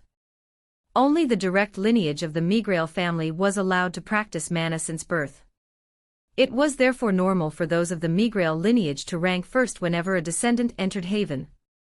And yet, you're saying there's someone better fit for the top rank.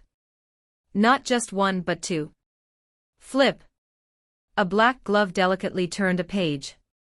The motion, though simple, conveyed an oddly graceful fluidity. This will be a first for our institute. For a lower-end noble to be elected as the Black Star. I wonder if there's ever been such a precedent in the past.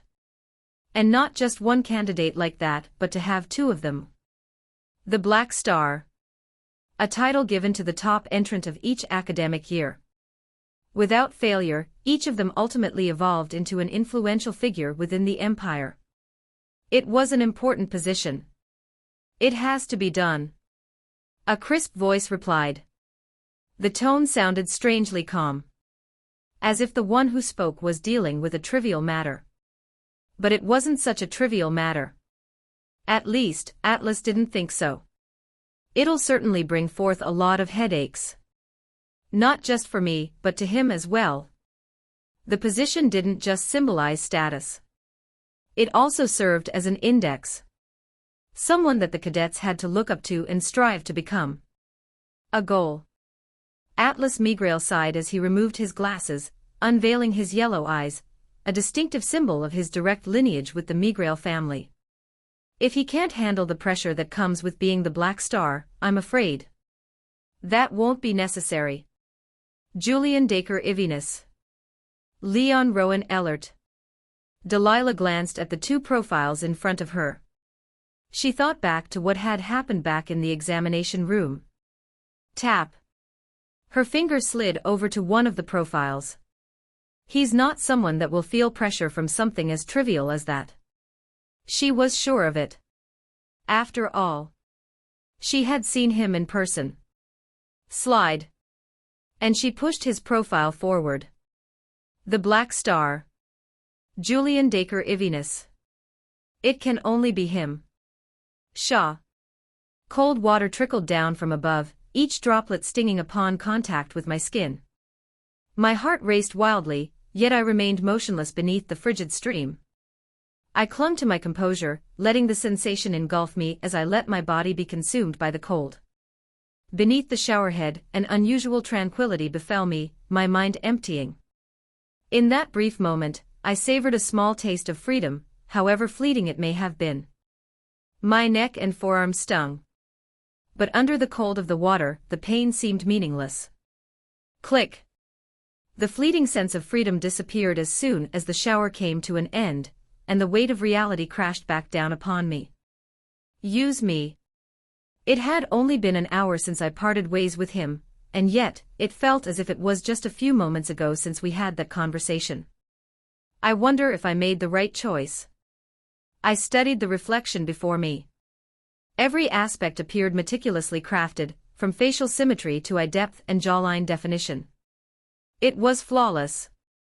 Yet I loathed it. Emmett Rowe. I muttered aloud for myself to hear, my hands silently grasping the edges of the sink. 24 years old. Male. Salesman. Brother and patient at the San Burrows Hospital. That was my real name, my real identity, and who I was. I couldn't forget this. I mustn't forget this. This world wasn't mine, nor was this body. Both were foreign to me. This world didn't belong to me, just as I didn't belong to it. I needed an answer. A reason to keep on this facade. And for that. Shaw. I turned on the sink, calmly washing my face as the water dripped from my hair. The match has concluded. The victor is Aoife Cal Megrel. Woo.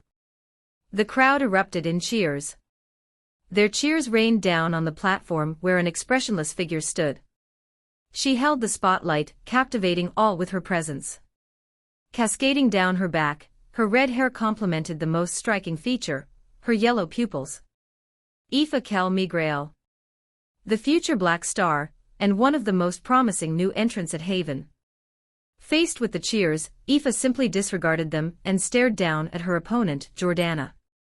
A promising knight of the family. Disappointing.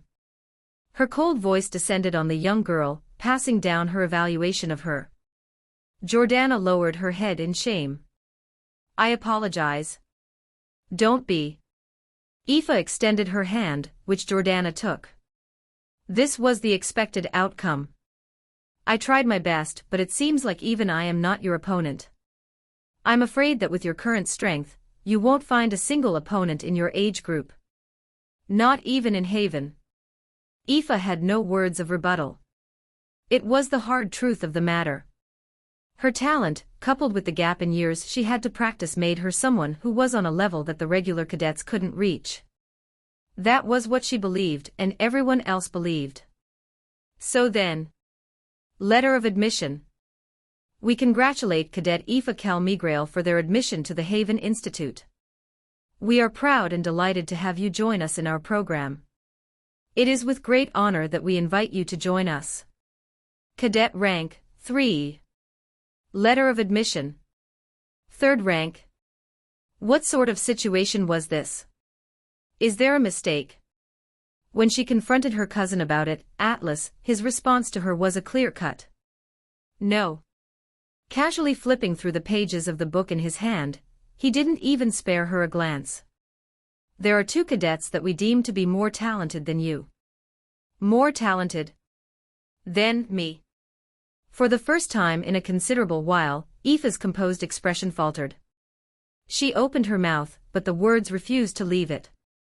As though something was stuck, all she could do was move her mouth. That was until Julian Dacre Ivinus. She received a name.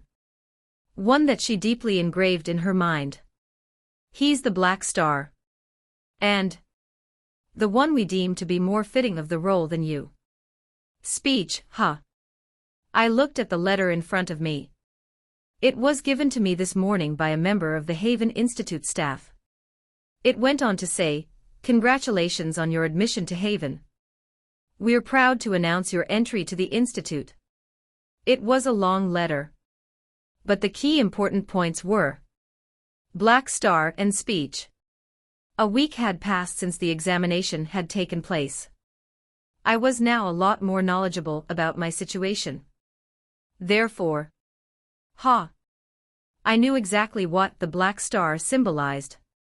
It symbolized excellence and perfection. A goal for the other cadets to follow. All of which I wasn't. I extended my hand, and a faint purple magic circle formed. TZZ. It shattered within seconds of me activating it. Still nothing. There was magic in this world. That was a fact I was made aware of quite early on. And apparently, I was talented at curse magic. Julian, that was me. Seems like you've still not figured out how to properly use mana. I continued to stare at my hand, and ignored the voice that reached me from the end of the room. I concentrated all my attention on my hand. A warm current flushed from the center of my abdomen. One that I guided until the very tips of my fingers. In my mind, a vivid image took shape, and peculiar runes hung in the air, gradually arranging themselves within the purple circle that hovered above my fingertips. Almost. Sweat formed on my forehead. It trickled down my nose. Stopping at the tip. The runes set themselves within the circle. A faint glow surfaced on its edges. Yes. A little more. I was close. I could feel it. I was. TZZ. Ah. The circle shattered. All the progress disappeared in an instant. End of proof. Hands of Malady, EXP plus 0.01%. It wasn't an unexpected outcome. It had been like this for the entire week. But it's frustrating. Trying over and over and over again, with little to no progression. I thought that with enough time and practice, I'd see some improvement, but in the week that I started practicing, the only result I received was failure. Drip. Something wet trickled down from my nose. I used my sleeve to wipe it, only for it to be stained in red. That was when I realized. Blood. You're overworking yourself. Finally, I looked up. There, standing by the entrance of the door to my room, was Leon. His gray eyes were as intense as ever. You're trying to learn curse magic, right? So that you wouldn't look suspicious when the time comes. Right. No, not really. It was part of the reason. But it was mainly because learning any other magic would prove to be too hard of a task for me. The current me that was. Here you go. Leon walked up to me to hand me a piece of paper. This is the speech I prepared for you. You won't have to worry about practicing it because it's pretty straightforward. Plus, nobody will suspect a thing if you say it exactly as it's written. I see. I reached out to take it when he pulled back. I was taken aback. What are you doing? On second thought, I'll give it to you later. He pointed at my nose. Clean yourself up. You're in no state to think about the speech. Ah. Right. I reached for the nearest tissue to clean up my nose. It was still leaking blood. As expected, I had been practicing a little too hard. Leon stood quietly beside me, closely observing me. That was until. I'll take my leave. We'll meet before the speech. He decided to leave. Wait. The speech. He left before I had the chance to ask him for the paper. Shit. I stuffed a tissue up my nose. He's still wary of me. In the week I spent with Leon, he always seemed on edge around me. I knew exactly why he was like that, and I took full advantage of it. I don't have much time. But I knew that I couldn't keep the facade for much longer. It wouldn't take too long for him to understand that he could kill me with a thought. That was why I was so desperate for progression. Only through power would I be able to keep myself alive. I should go. I checked my watch. It was almost time for me to give my speech. It wasn't as though I was nervous. I was far from it. But what then? My goal was to find answers. And despite a week having passed, the only thing I managed to gain was even more questions. This was indeed the world of Rise of the Three Calamities. Although I had never played the game, the situation became clear to me after experiencing the world for the past week. In the week, I continuously thought about leaving this place. The vision that preceded my arrival here depicted me getting killed by a long blade, with 3 women in pursuit. Was the vision the Julian of the future, or was it me of the future? Even if it was, how long did I have before Leon killed me? Regardless of the outcome, it seems like every move I make leads to my death. For such a future, wasn't the appropriate answer to just run away? Leave this place. Surely, I'd be able to live a good life if I did. As if. The thought of not knowing why I was here seemed to eat at me more than my desire to live. I guess, having already died once, I placed less importance on my life than the truth. That's not all. My eyes wandered back to my arm. Turning it, a 4-leaved clover entered my sight. One of the leaves lit up. A feeling of dread welled up within the depths of my mind as my gaze remained fixed on the leaf. It was the same leaf from last time.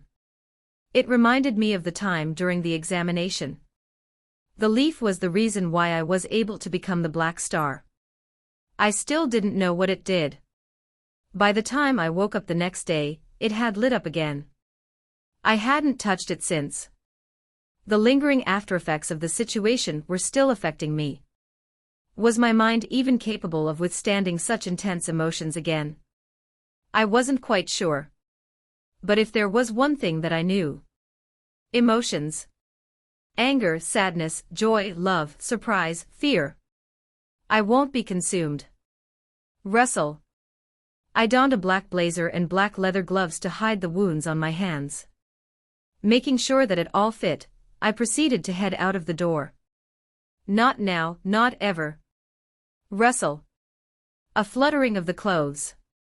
Ha. The small wisps of water vapor swirling in the air before vanishing. And the cold chill that pressed against the cheeks early in the morning. Indeed, this was real. I was once again reminded of that. Took you long enough. Waiting for me outside the residence was Leon. Clad in a matching blazer, a sword at his hip, he casually brushed his hair. We'll be late if we don't hurry. Right. The two of us walked on the empty streets. Tack. The gentle click of our heels echoed in the air. He walked by my side, maintaining a respectable distance. That was his duty as Julian's designated knight. The city we were in was called Lens. It was the nearest city to Haven, and our temporary residence.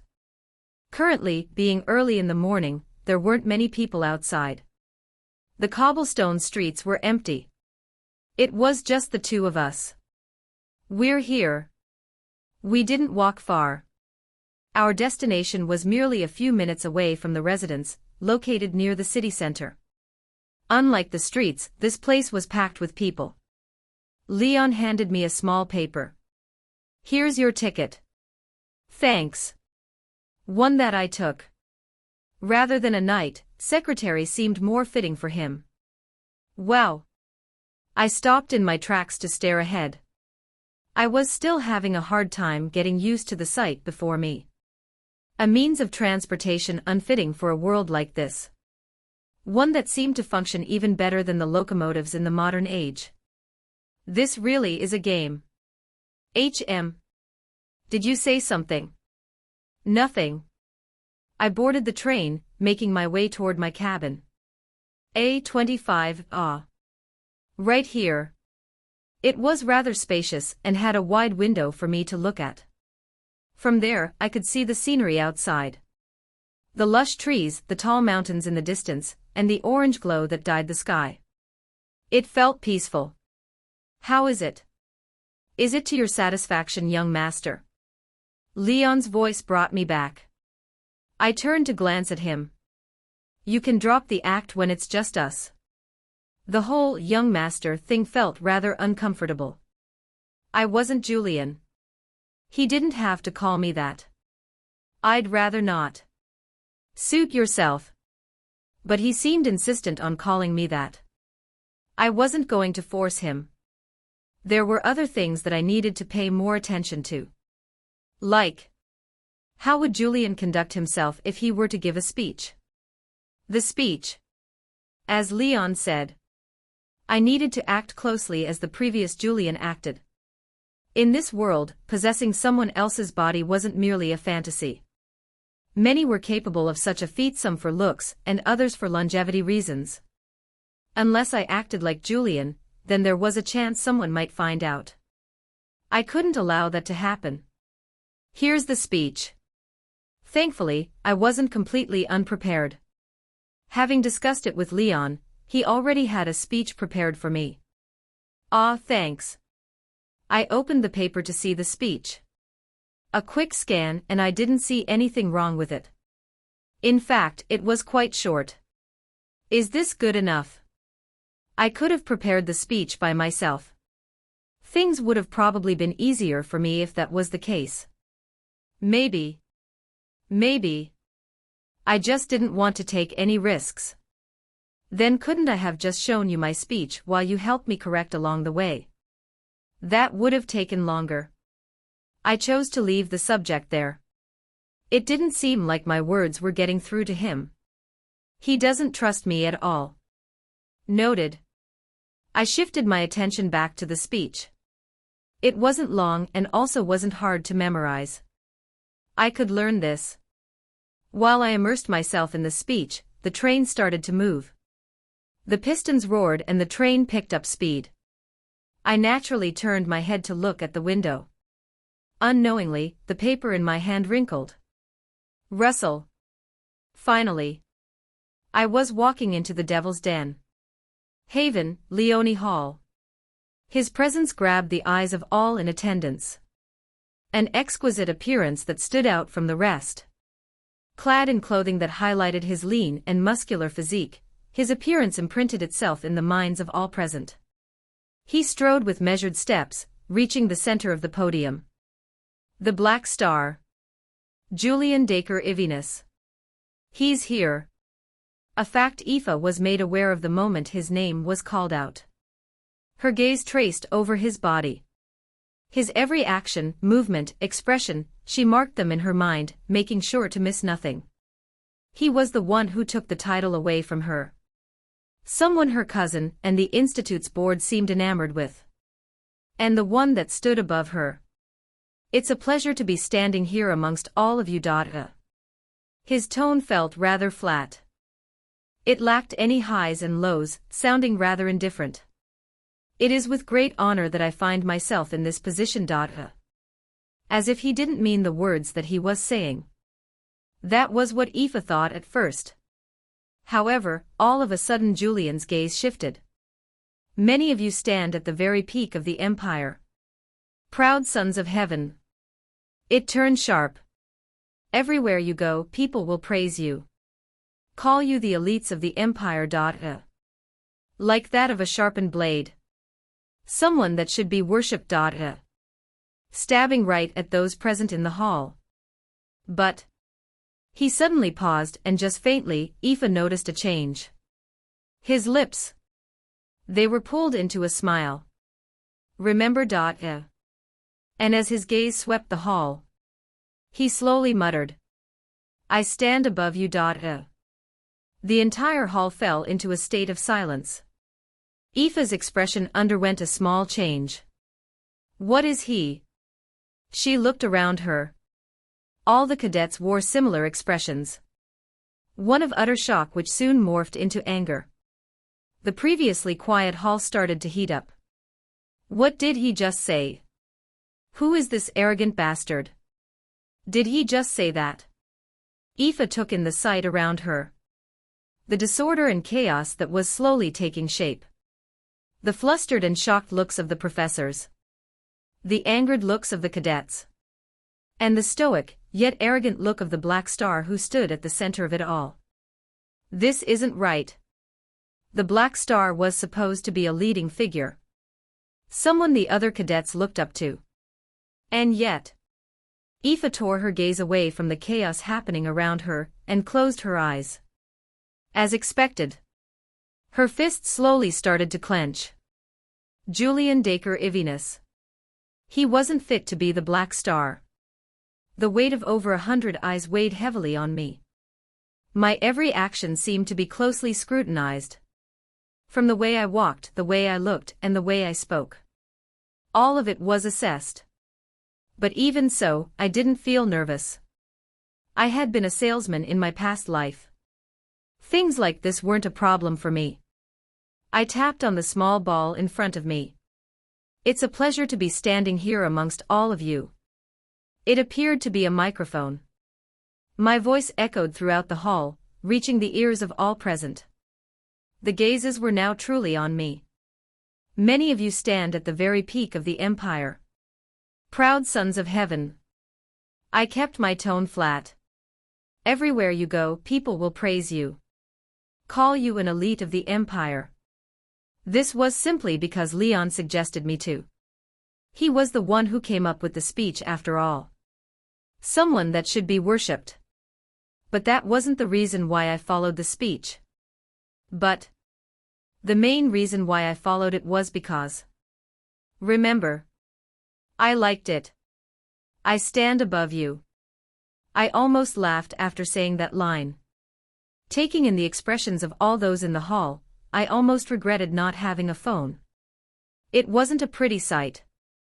Amidst the glares of disgust, hatred, and scorn directed towards me, I chose to stand my ground next to the podium, taking in everything that was directed my way. Leon's reasoning behind the speech was that he believed this was what the previous Julian would have said. I didn't doubt it. But that wasn't the reason why I went through with it. If I wanted to, I could have said something different. But I didn't. What sort of joke is this? All of a sudden, one of the cadets stood up from their seat and shouted. Are you seriously supposed to be the Black Star? I refuse to believe someone like you can be our top ranker. I request a duel. Ah, yes. This was what I wanted. A cliché scenario. Me too. Julian Dacre Ivinus. I request a duel. What came after the first was the second and then the third. Fight me. The entire hall became heated with several cadets standing up and challenging me on the spot. While some appeared to be influenced by a few instigators, a significant number seemed genuinely eager to fight me. Yeah, this is it. It was the effect that I desired to achieve. My time was limited. I needed to get stronger. And for that, I needed a target on my back. Pressure. A comfortable environment wouldn't shape me into a stronger individual. What I craved was pressure, and the best way to intensify the pressure on myself was to provoke every first year in attendance. It was bound to happen anyways. I wasn't naive enough to think nobody would challenge me the moment I entered the institute. It was bound to happen. I only hurried that process. Only this way can I force myself to improve faster. I could already feel the weight of my actions on my shoulders. It weighed heavily on them, but it was necessary. Growth can only be achieved through struggle. And what better way to make myself struggle than this? That's right. This had to be done. For the sake of my growth. I'll do anything. It felt like I was standing on the cliff's edge, my feet inches from the abyss that stood behind me. Ready to swallow me the moment I moved. That was how I'd describe my current situation. One that I brought myself in. Yeah, this is it. I stared at my hands. They were trembling slightly. I was playing with fire. A deadly fire. But what could I do? There was no way back for me. I had already set my bed. What were the chances of me coming on top if any of the people in front of me challenged me? Realistically speaking, close to zero. I could hardly evoke or control my magic, and my knowledge of the fundamentals was close to zero. Yet, despite all that, I did what I did. It felt almost thrilling. Ha! Crazy. This is fucking crazy. I think I've lost it. But of course, it wasn't as though I did this out of impulse. I knew that the Institute wouldn't allow first years to challenge each other just yet. It was something I learned through Leon and my research. Still, my time was limited. It wouldn't be long before everyone came at me. My back was against the cliff. I could only step forward from this moment forth. Stepping back meant the end of me. Desperation was slowly creeping up on me. I could feel it. There was no backup plan. But it has to be this way. I sought desperation. Desperation pushed people to their limit. To points where they'd normally not go toward. I was now in such a place. You've created quite the stir. Leon appeared. He walked toward me with an air of casualness. The speech had ended up causing a stir, forcing me to leave early. He was probably just coming out of it. You're the one who made the speech. Why does it seem like you're surprised? I didn't think you'd go through with it. And why is that? So he was expecting me to say something else. No. He pursed his lips and shook his head. It's nothing. What was up with this guy? Closely looking at him, his expression seemed unusually stiff. As if he was holding himself back. Are you okay? He really didn't look so good. I inched closer to get a better look, but he took a step back. Let's keep things cordial. Cordial? What is this guy on about? No, no. I shook my head and moved closer. Something felt off. I couldn't quite explain it. That's when I finally noticed it. This fucker. I pressed my hand against his shoulder to stop him from moving, and tilted my head to get a better look at his face. He was looking away from me. Why was that? You're trying not to laugh, aren't you? No way. This motherfucker. You find the situation amusing? No. Ha. Then why are you looking away? I raised my brow. His shoulders were slightly trembling. KH. KH. You. Julian. I stopped and turned my head. The trembling on my hand stopped, and my expression stiffened. You've changed a lot. A voice reached my ears. She stopped a few meters ahead of me. Her appearance was amongst some of the best I've ever seen. Long flowing purple hair and crystal blue eyes. An image overlapped with hers. One that was filled with nothing but hatred toward myself. It's been a while. Evelyn J. Verlis. This body's childhood friend, and someone who knew Julian extremely well. I hadn't spent the past week doing anything outside of practicing magic. To make sure everything flowed smoothly, I had Leon provide me with details on all important characters related to Julian and their relationship with him. It was why I knew who she was. I see that you've become the Black Star. An empty compliment. Her tone was cold and lacked any form of praise. She was also not looking at me. Her eyes. They seemed to be glued to my hand. The one grasping Leon's shoulder. She softly whispered. Maybe you haven't changed, after all. Her tone was laced with disappointment. Only that I had no idea what she was talking about. I only pretended to understand her, and her expression pained. When will you stop? She couldn't meet my gaze at all. The disappointment seemed to be too much for her to handle. In a situation like this, the only way I could respond was, stop what? Yeah, right. She smiled weakly. It was as if she expected such an answer from me.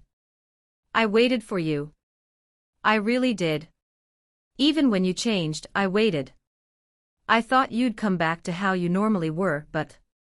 Stopping herself, she shook her head. Softly, she mumbled in a voice that I could barely hear, it's not worth it. There's no point. I thought she'd give up from that point, but yet again, her eyes fell on my hand.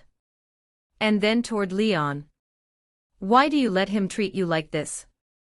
Leon stood quietly. He seemed to be chewing on his words, seemingly thinking about how to respond. She spoke before he could. I know you're loyal to the family, but why let yourself be treated like this? You're better than T. It's none of that. Leon cut her off mid-sentence. Her expression froze. He wasn't doing anything to me. Ah. She stepped back and made an incredulous look. She seemed even more disappointed. Do you take me for some sort of fool? I saw all of it. Saw all of it. I couldn't help but speak out.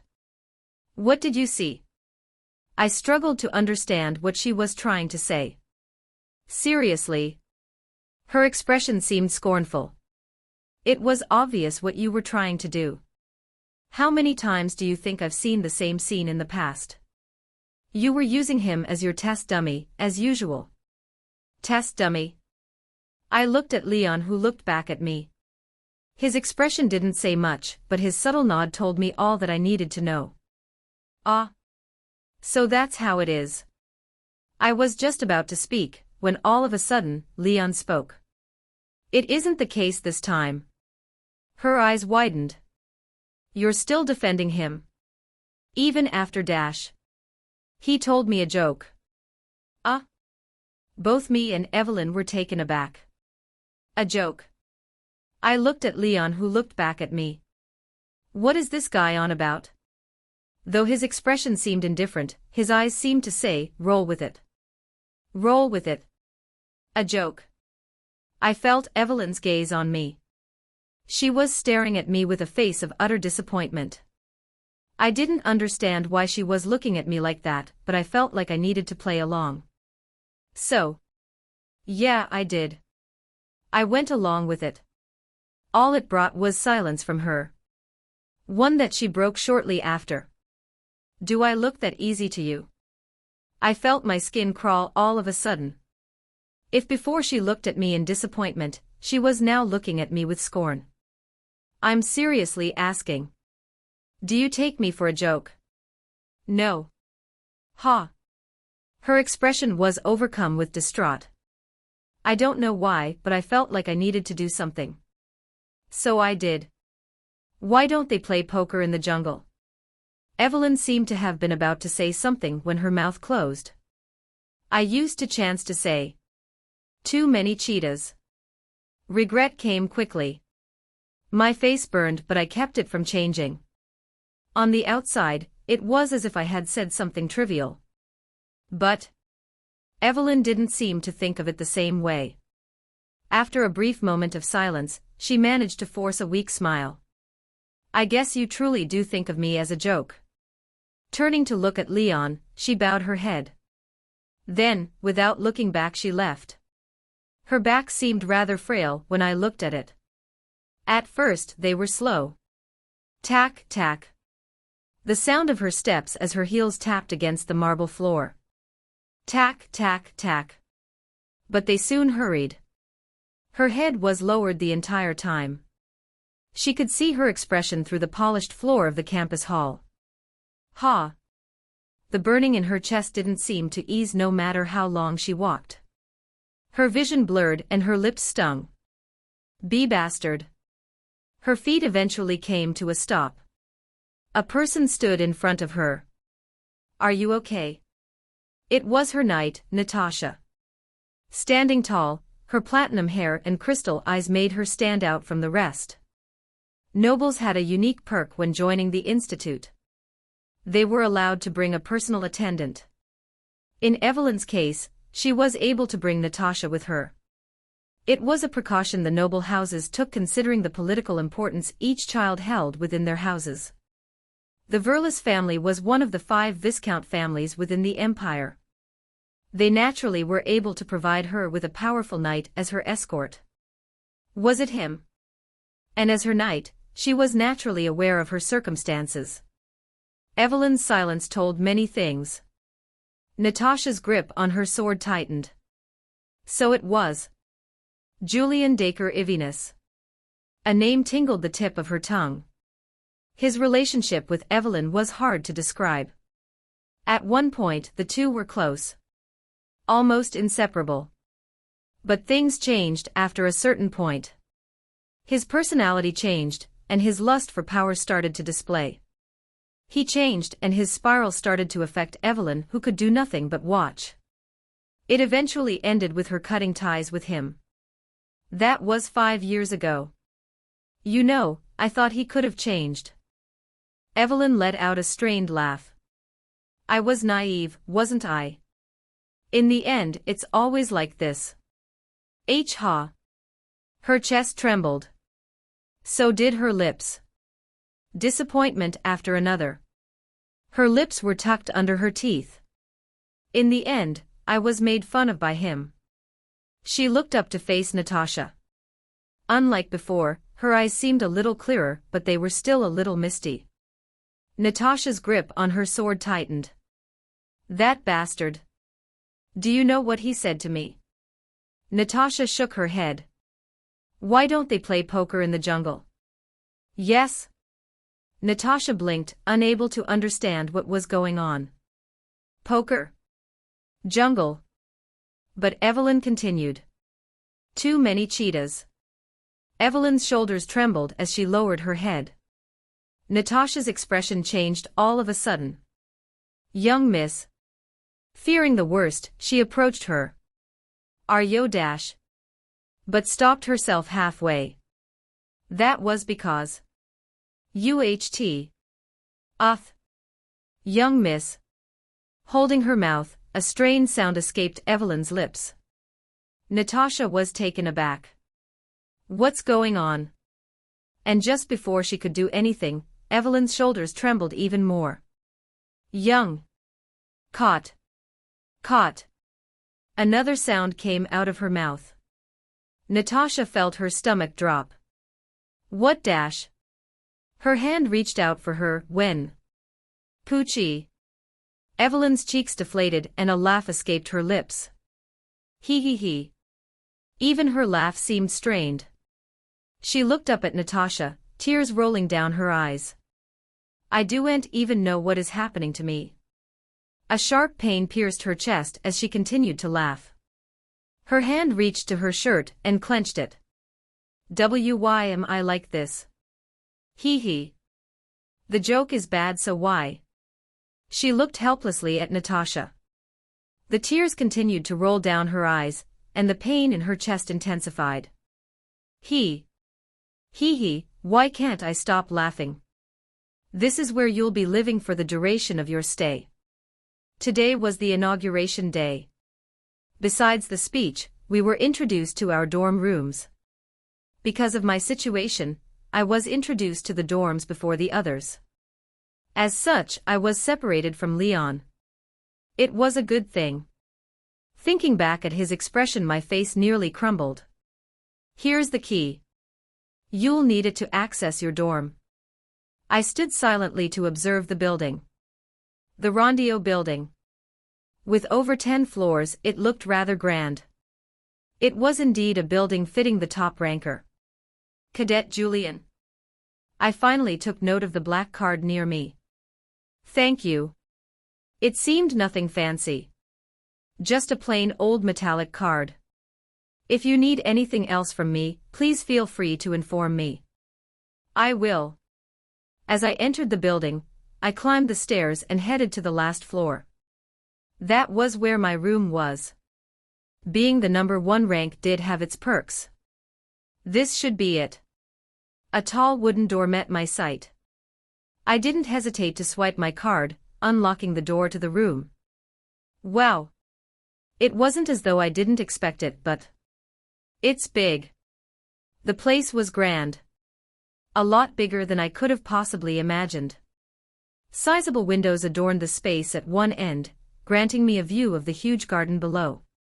Sofas and an array of decorations throughout the room complemented the room. On any normal occasion, I would have taken my time to explore the place more. Unfortunately, I wasn't someone who could afford to waste time.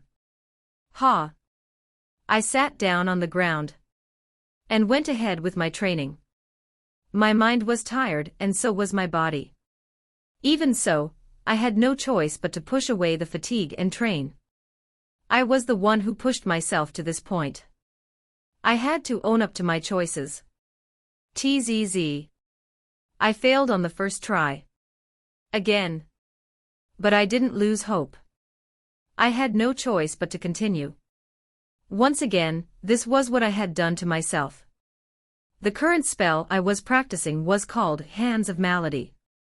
It was an elemental spell that belonged to the curse element. Being a beginner-type spell, its difficulty wasn't very high. From what Leon told me, spells were classified into 5 different ranks: beginner, intermediate, advanced, superior, and perfected. What set the spells apart was the number of runes each spell contained. Hands of Malady, being a beginner-type spell, only had 12 runes. My goal was to connect each rune before fully forming a magic circle, which I have yet to achieve. So long as I managed to connect all 12 and complete the circle, the spell would activate, and I'd be able to summon the spell whenever I wanted.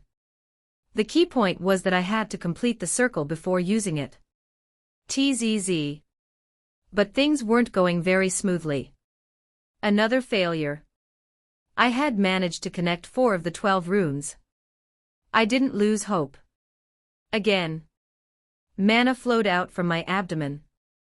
Like a warm current, I slowly guided it toward the tip of my fingers, where the faint form of a circle appeared. That was the first step. Now the runes. Rune 1. Rune 2. Rune 3. Rune 5. Rune S. TZZ. It shattered again. I felt frustrated, but I didn't give up. There was obvious improvement. So I continued. More, just a little. As if I were in a trance, my mind worked in overdrive, and runes connected one after another. The sight left a strange feeling on my body. It made me crave more. Yeah. I felt my skin crawl at the sight of the runes lighting up in front of me. 1, 2, 3, 4, 5, 6, 7, 8. I was so excited that I didn't even notice that something wet was trickling down my nostrils. All I thought about at the moment was a little. Come on. The runes. Just a little. I could feel it. So long as I kept going, I could achieve it. My state of mind was perfect. This was a chance that I was sure I couldn't give up on. I had to try now. More. Before I lost the sensation.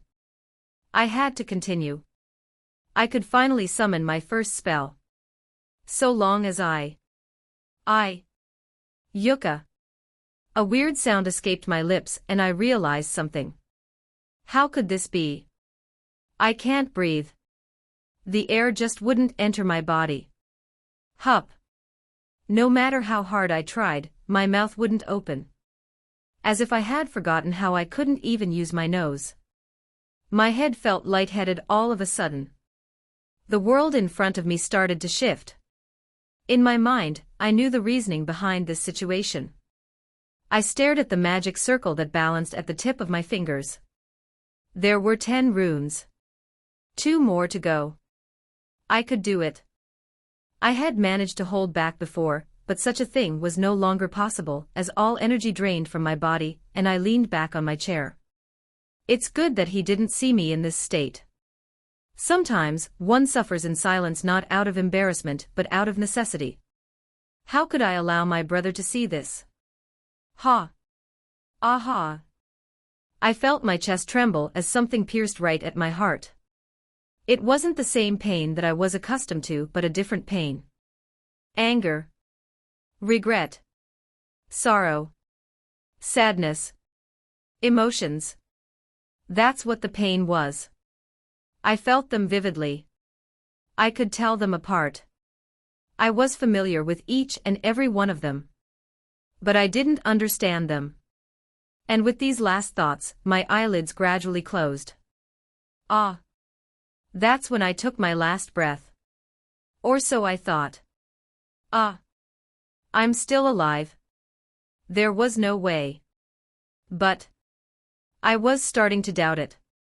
That was despite feeling certain that I had drawn my last breath. It was the only logical conclusion I could make as I found myself standing on the remains of a city. My sinuses clogged up as a result of the smoke that lingered in the air, and I heard a low, steady ringing in my head at the same time. Sort of like the buzz of a mosquito, but a lot more annoying than that.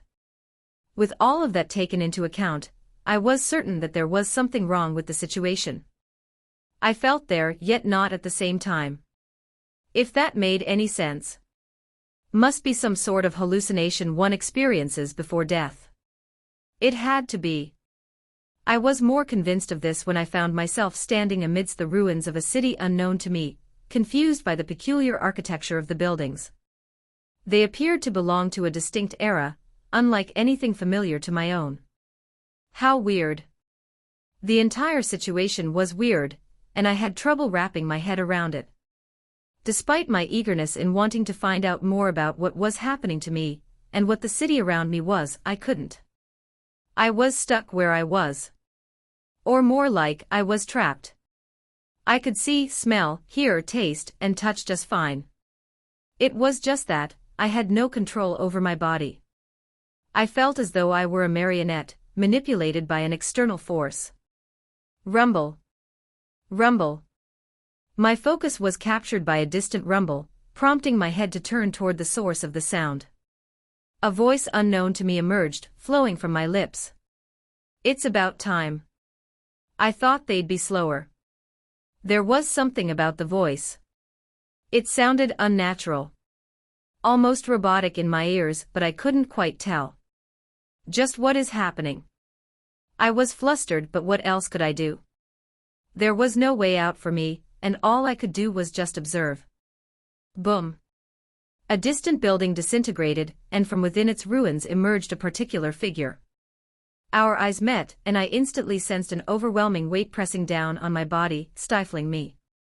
I finally found you. A screeching voice reverberated through the air, and the sky turned a scarlet color. The pressure that bore down on me increased, and she soon appeared before my very eyes. She was breathtaking. More so than anyone I'd ever seen in my life, making me further question the validity of what I was seeing.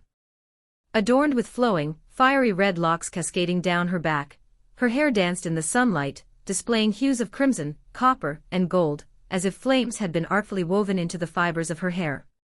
But it was her eyes that truly caught my attention. Gleaming like golden orbs, they possess a depth and brilliance that seem to reflect the distant sun. Just what is happening? And why is she looking at me like that? She seemed eerily familiar, yet at the same time wasn't. I more or less knew that I had seen her before, but I couldn't quite picture when.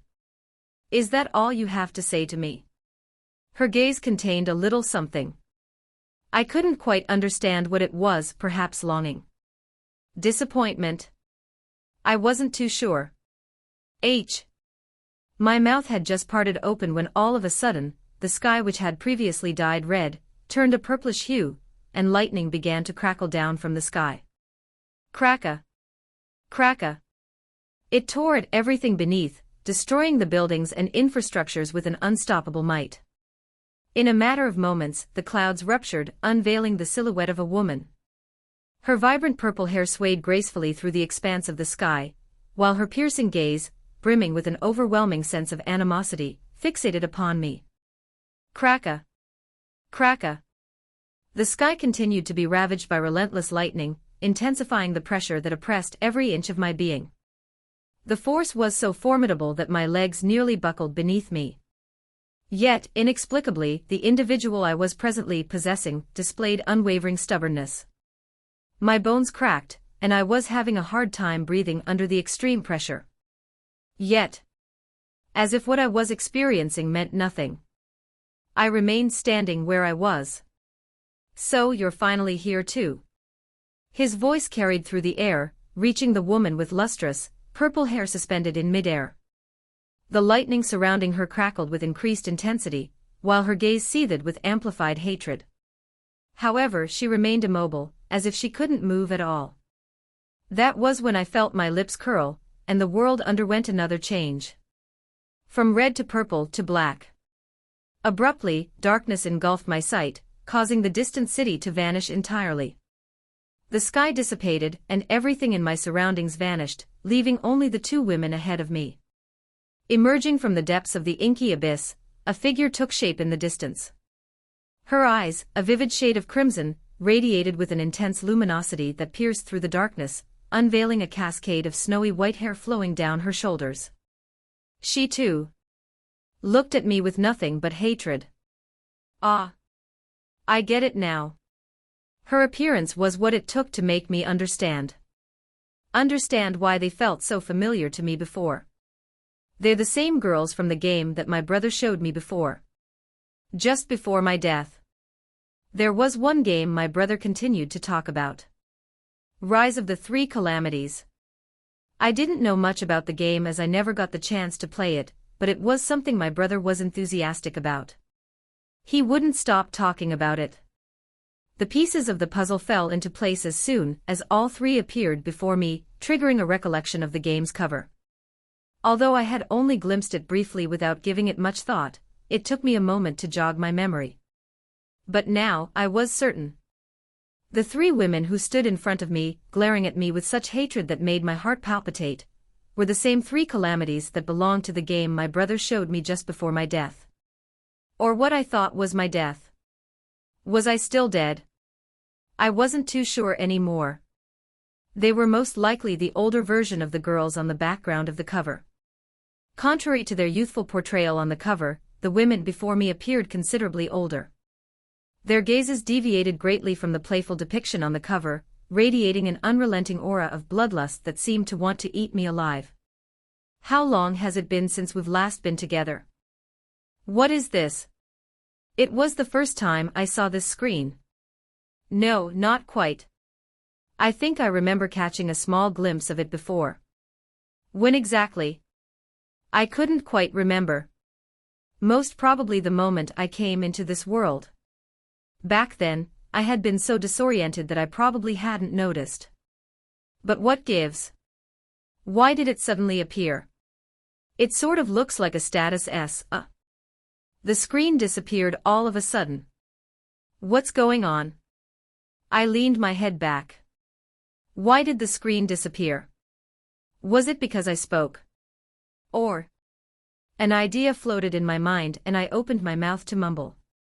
Status. Julian D. Ivinus. Level, 17, Tier 1 Magician. EXP, 0%, 16%, 100%. Profession, Magician. Type, Elemental Curse. Type, Mind Emotive. Spells. Beginner type spell, Emotive Anger. Beginner type spell, Emotive Sadness. Beginner type spell, Emotive Fear. Beginner type spell, Emotive Happiness. Beginner type spell, Emotive Disgust. Beginner type spell, Emotive Surprise. Beginner type spell, Curse, Chains of Alacantria. Beginner type spell, Curse, Hands of Malady. Skills. Innate Foresight. Julian D. Ivinus. So there was a trigger. Status.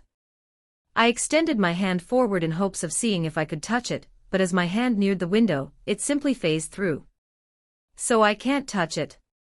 That became apparent after a couple more tries. Phew. I took a deep breath. My head was still light, and I was still recovering from my training.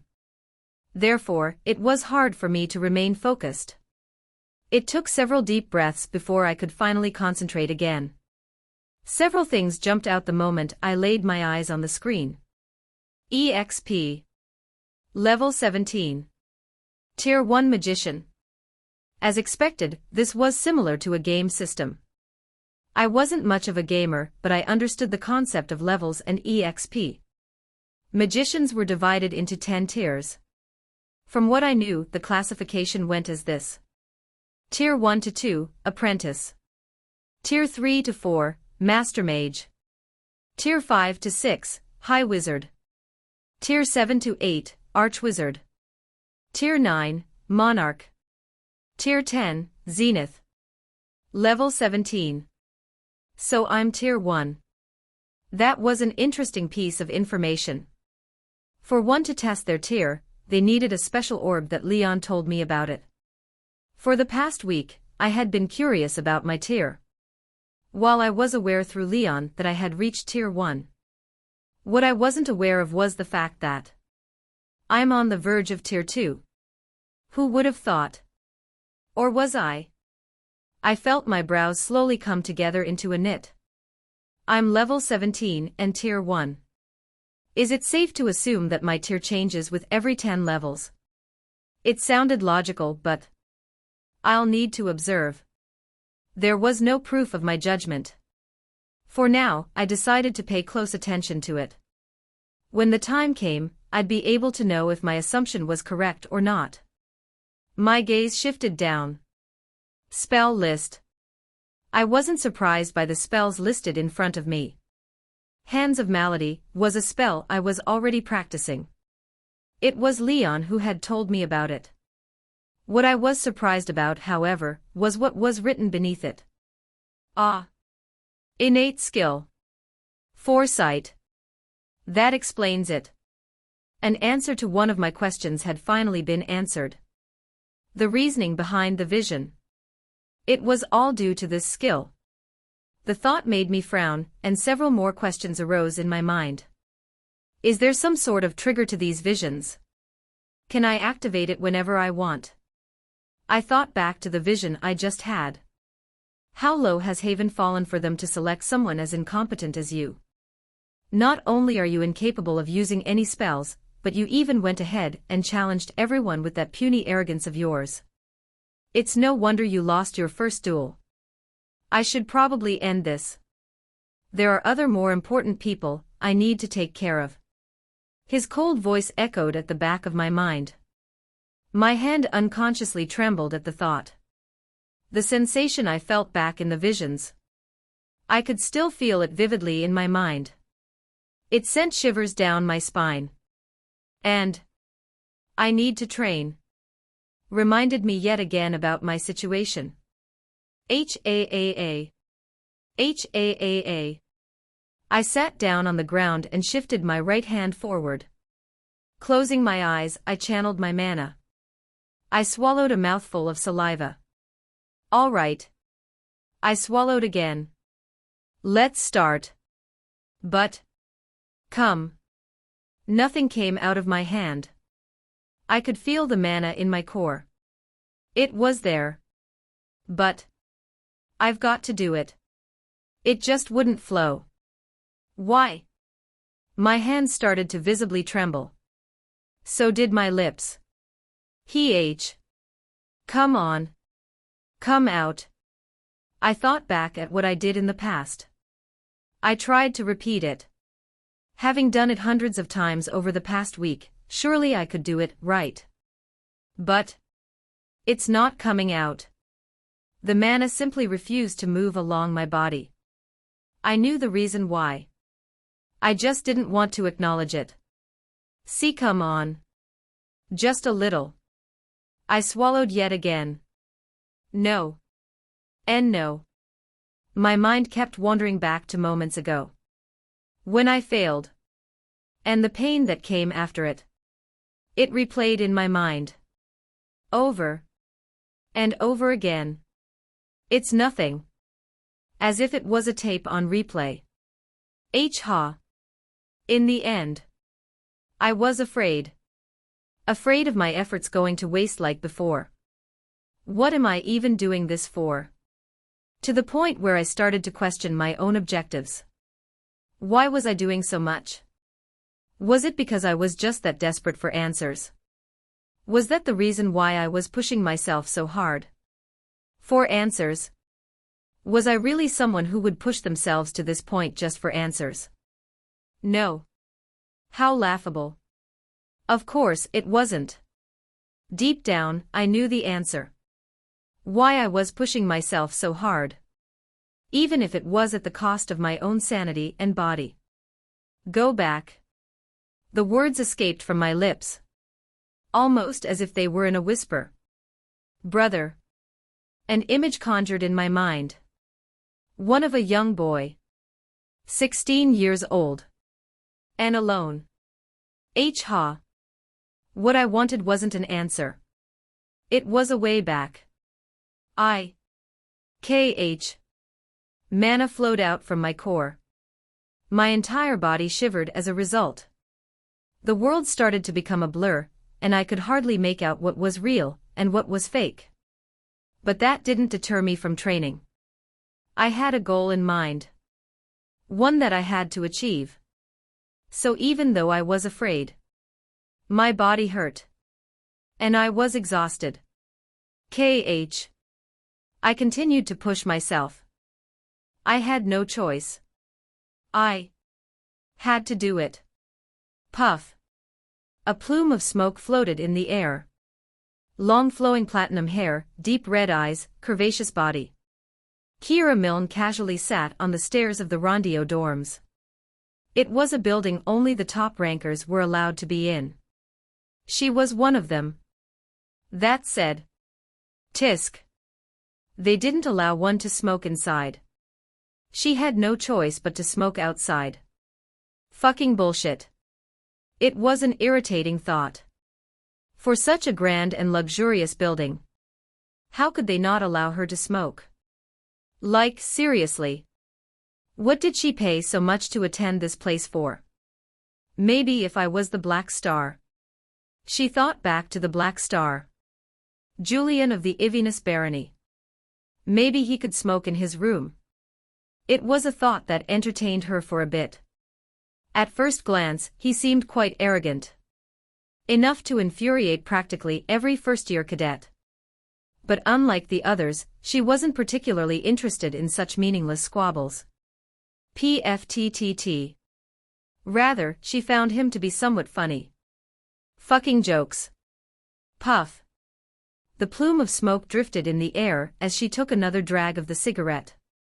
Kira, who was enjoying herself at the steps of the building, suddenly raised her head, catching a glimpse of an approaching figure. She was quick to flick the cigarette away. There was a certain aura about the approaching figure that attracted the gazes of all those around. Her graceful movements exuded a sense of authority, flowing with sophistication and ease, concealing any hint of her flaws. It was a figure she knew all too well. How could she not know her? A woman of the Migrail family. The princess of the empire. Aoife Kel Migrail. Tisk. Though she was in a class of her own, Kira couldn't help but click her tongue. Her foot dragged over to where the cigarette was, and she stepped on it. Twisting her foot slightly. Kira looked down on her. As a noble of high lineage, she was well acquainted with Aoife. They had met many times in past events. She shone brightly wherever she went. Was always the spotlight. That didn't bother Kira much. Not until the day of her coming-to-age ceremony, and her talent was made known to Aoife and the royal family. As a result, she, who was supposed to have started her training at age 14, was forced to train at 17. The same age as low-end nobles. For what reason? This bitch. Cadet. Aoife stopped in front of her. Her yellow eyes slowly sank down to meet Kira's gaze. Her expression didn't say much. It was hard to read. There was nothing unusual about this. She had always been like this. A blank piece of paper with hardly any thoughts. And the thought irritated Kira even more. What? Can you move? Kira blinked and looked around. Then she realized. She was blocking the entrance. But is that all? No form of acknowledgement. A name? Just Cadet? They had met several times in the past. Even made brief conversation. It was complete disregard. Cadet? Hee. Kira pursed her lips and smiled. It was a bright smile. One of the brightest she had ever displayed. And what followed after her smile was, fuck you. A middle finger. Drip. Drip. Sweat intermixed with my blood. My eyes stung. And my vision was blurred. A day had passed. It was now early in the morning. And TZZ. Failed. I was met with another failure. The result of my efforts was the connection of 8 runes. A result that was far beneath my desired goal. Hoo. Taking a deep breath, I thought about continuing again when to talk. The door knocked. Young master. And a familiar voice sounded. So it's time. There could only be one reason for him to call me. The first day of the academy was about to start. I'm coming up. Thump. My legs gave out when I tried to stand up. Fortunately, I was able to stop myself from falling face flat on the floor by grasping the side of the sofa. HAAA. HAAA. My breaths were heavy and my hands were unusually pale. It was obvious that my body was in poor condition. But hoo. Taking another breath, I forced myself into the shower. I stumbled several times in the process before finally making it to the valve where I turned on the cold water. Shaw. My skin prickled at the cold. But at the same time, my mind regained some clarity. Supporting myself with both hands on the wall, I let the water trickle down my back. One might think I'd be distressed with the results of my training. In some ways I was. But almost. At the same time, I was also thrilled. It wasn't fruitless. There was definitely a progression. Ha ha. I laughed out in exasperation. It was going to take time, but I knew I could do it. I was that desperate. The campus was large. It took me about 5 minutes to get to the main building from the dorms. Dorset Hall. That was where we were supposed to be. It was one of the 7 halls of the institute, and where first-year cadets attended their lessons. What class are we in? The hall was large. It was one big building with a pathway flanked by vibrant flowers and trees that guided toward the entrance, where a row of statues stood in solemn formation. It overflowed with students. Most troublesome were the gazes they looked at me with. Some avoided me, while others seemed to be openly hostile. I was fine with that. It came as a result of my actions on the first day. Our class should be there. Leon pointed towards a certain door. At first glance, it didn't seem all that impressive. But why is there nobody going there? Unlike the other classrooms, which were open and filled with cadets passing through, this one seemed rather isolated.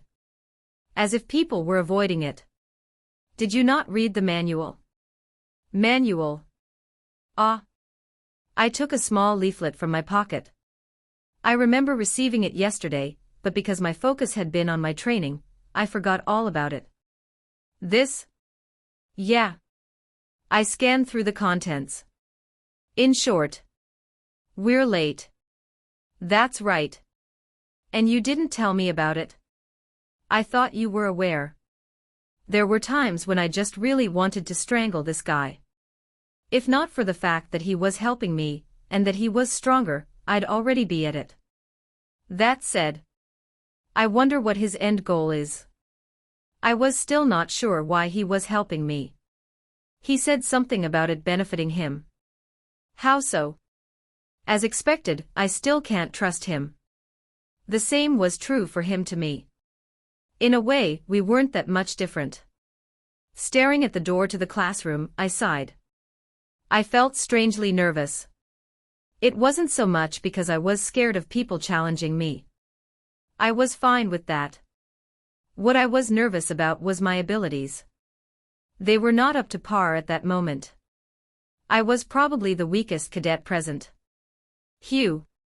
After secretly collecting my breath, I slowly and carefully approached the door. Creak. The interior was sleek, long wooden desks lined up the sides, cascading up. They were all filled to the brim, with barely any empty spots. Immediately, all eyes fell on me. They were burdensome. But the most burdensome of them all was the one that belonged to the woman in front of me. Most likely, our instructor. Cadets. Her crystal blue eyes shifted between Leon and me. She had short brown hair and seemed to be in her mid-40s. Alternating her gaze between the two of us, she finally opened her mouth to say, "You're late." I was already aware. Things would have been easier if I just apologized, but I recalled Leon's description of the previous Julian and answered flatly. That seems to be the case. Seems to be the case. My answer left her exasperated as she made a face. I felt a little sorry for her, but I didn't show it on the outside and kept my face stoic. She opened her mouth but closed it right after. Just go. Take a seat. Thank you. I did just that. Finding the nearest seat I could find, I sat down and took a breath. That was easier than I expected. She was probably a lenient teacher. Or so I thought. You're late. Get out of my class. Staring at the student who had just entered the class and got kicked out, I opened my mouth to say something when I realized I couldn't say anything. Why? I looked to my left, where Leon sat. He looked at me and then shrugged. Probably our looks. Oh. The lecture resumed. Continuing from where I was. As you all are currently aware, magic is subdivided into 3 different categories: mind, elemental, and body. The classroom fell into silence. The instructor's voice smoothly echoed throughout the classroom. Each category is further divided into subcategories. Take the mind classification as an example. With the emotive, telekinesis, spirit, and telepathy, it contains a total of 4 subcategories. Or some like to say paths. I strained my ears to listen closely to the lecture. All information was vital. I needed to pay close attention to all that was being said. As is known, everyone can practice magic. If you can manipulate mana, you have the qualifications to become a magician or knight. That, of course, isn't a problem for all of you present. She seemed to eye certain students, her gaze eventually falling on me. Talent is merely a factor that indicates the rate of your improvement. It does not limit you in the practice of other paths. I took note of this piece of information in my mind. My talents currently lie in the curse and emotive subcategories. If it was possible for me to practice things outside of those 2 categories, then it was worth considering for the future. Now, time for a question. The lecturer looked around the classroom. I felt her gaze linger in my direction for a brief moment. What sort of? She smiled. Of all the categories, which do you deem to be the weakest? The weakest? Murmurs filled the classroom as the students discussed among themselves. Eventually, one of the cadets raised their hands. He stood out immediately with his tall height, blonde hair, and blue eyes. The fact that his appearance garnered the attention of many of the people present told me all that I needed to know about him. He was strong. Probably amongst the higher-ranked cadets. Yes. Cadet Anders. Oh. I suddenly felt his gaze. As his mouth parted open, he answered slowly. As if he wanted me to hear his answer. Emotive. A clear provocation. Multiple eyes fell on me. Emotive? The instructor's gaze fell on me for a moment. She seemed to have been influenced by the others in the class. What makes you think that's the case? It's the longest category to learn. Not only that, but you must be able to touch your opponent to influence their emotions. If they can't touch you, they're useless. That's not the case. With a shake of her head, the instructor corrected. That's merely on the basis that they are on the first level of mastery. At a higher stage, they can influence someone with mere words. Further down the path, and they can read emotions. I listened to her words carefully. The emotive subcategory was still an enigma to me. Unlike with my accursed subcategory, I couldn't practice it through repetition training. The only way for me to further the emotive path was through the understanding of emotions. The more I understood, the more I improved. But that was easier said than done. Now that I think about it. She mentioned something about first-level mastery. I was reminded of the notifications I received almost daily. The only regarding fear and EXP. So if I improve it, I'll be able to influence people with words. The thought excited me for some reason. Was there more to it? The cadet continued. That is indeed true, but it's also true that it's not easy to achieve. It may take a lot of years to get to a level where one can influence another's emotions. To be able to influence them through words. He scoffed. You will need to be as old as my father to be able to get there. That's not necessarily true. The instructor shook her head. There are many cases where people achieve such a state at a young age. Keep in mind that there are states above that. Being able to influence someone through words is still considered entry level. Entry level. Influencing with words was just entry level. I thought back to my powers. Ever since the examination, I had hardly touched the other field. It wasn't because I didn't like it. That was the furthest thing from the truth. The reality was that I was unsure whether I was capable of handling it. The after effect from last time left a scar in my mind.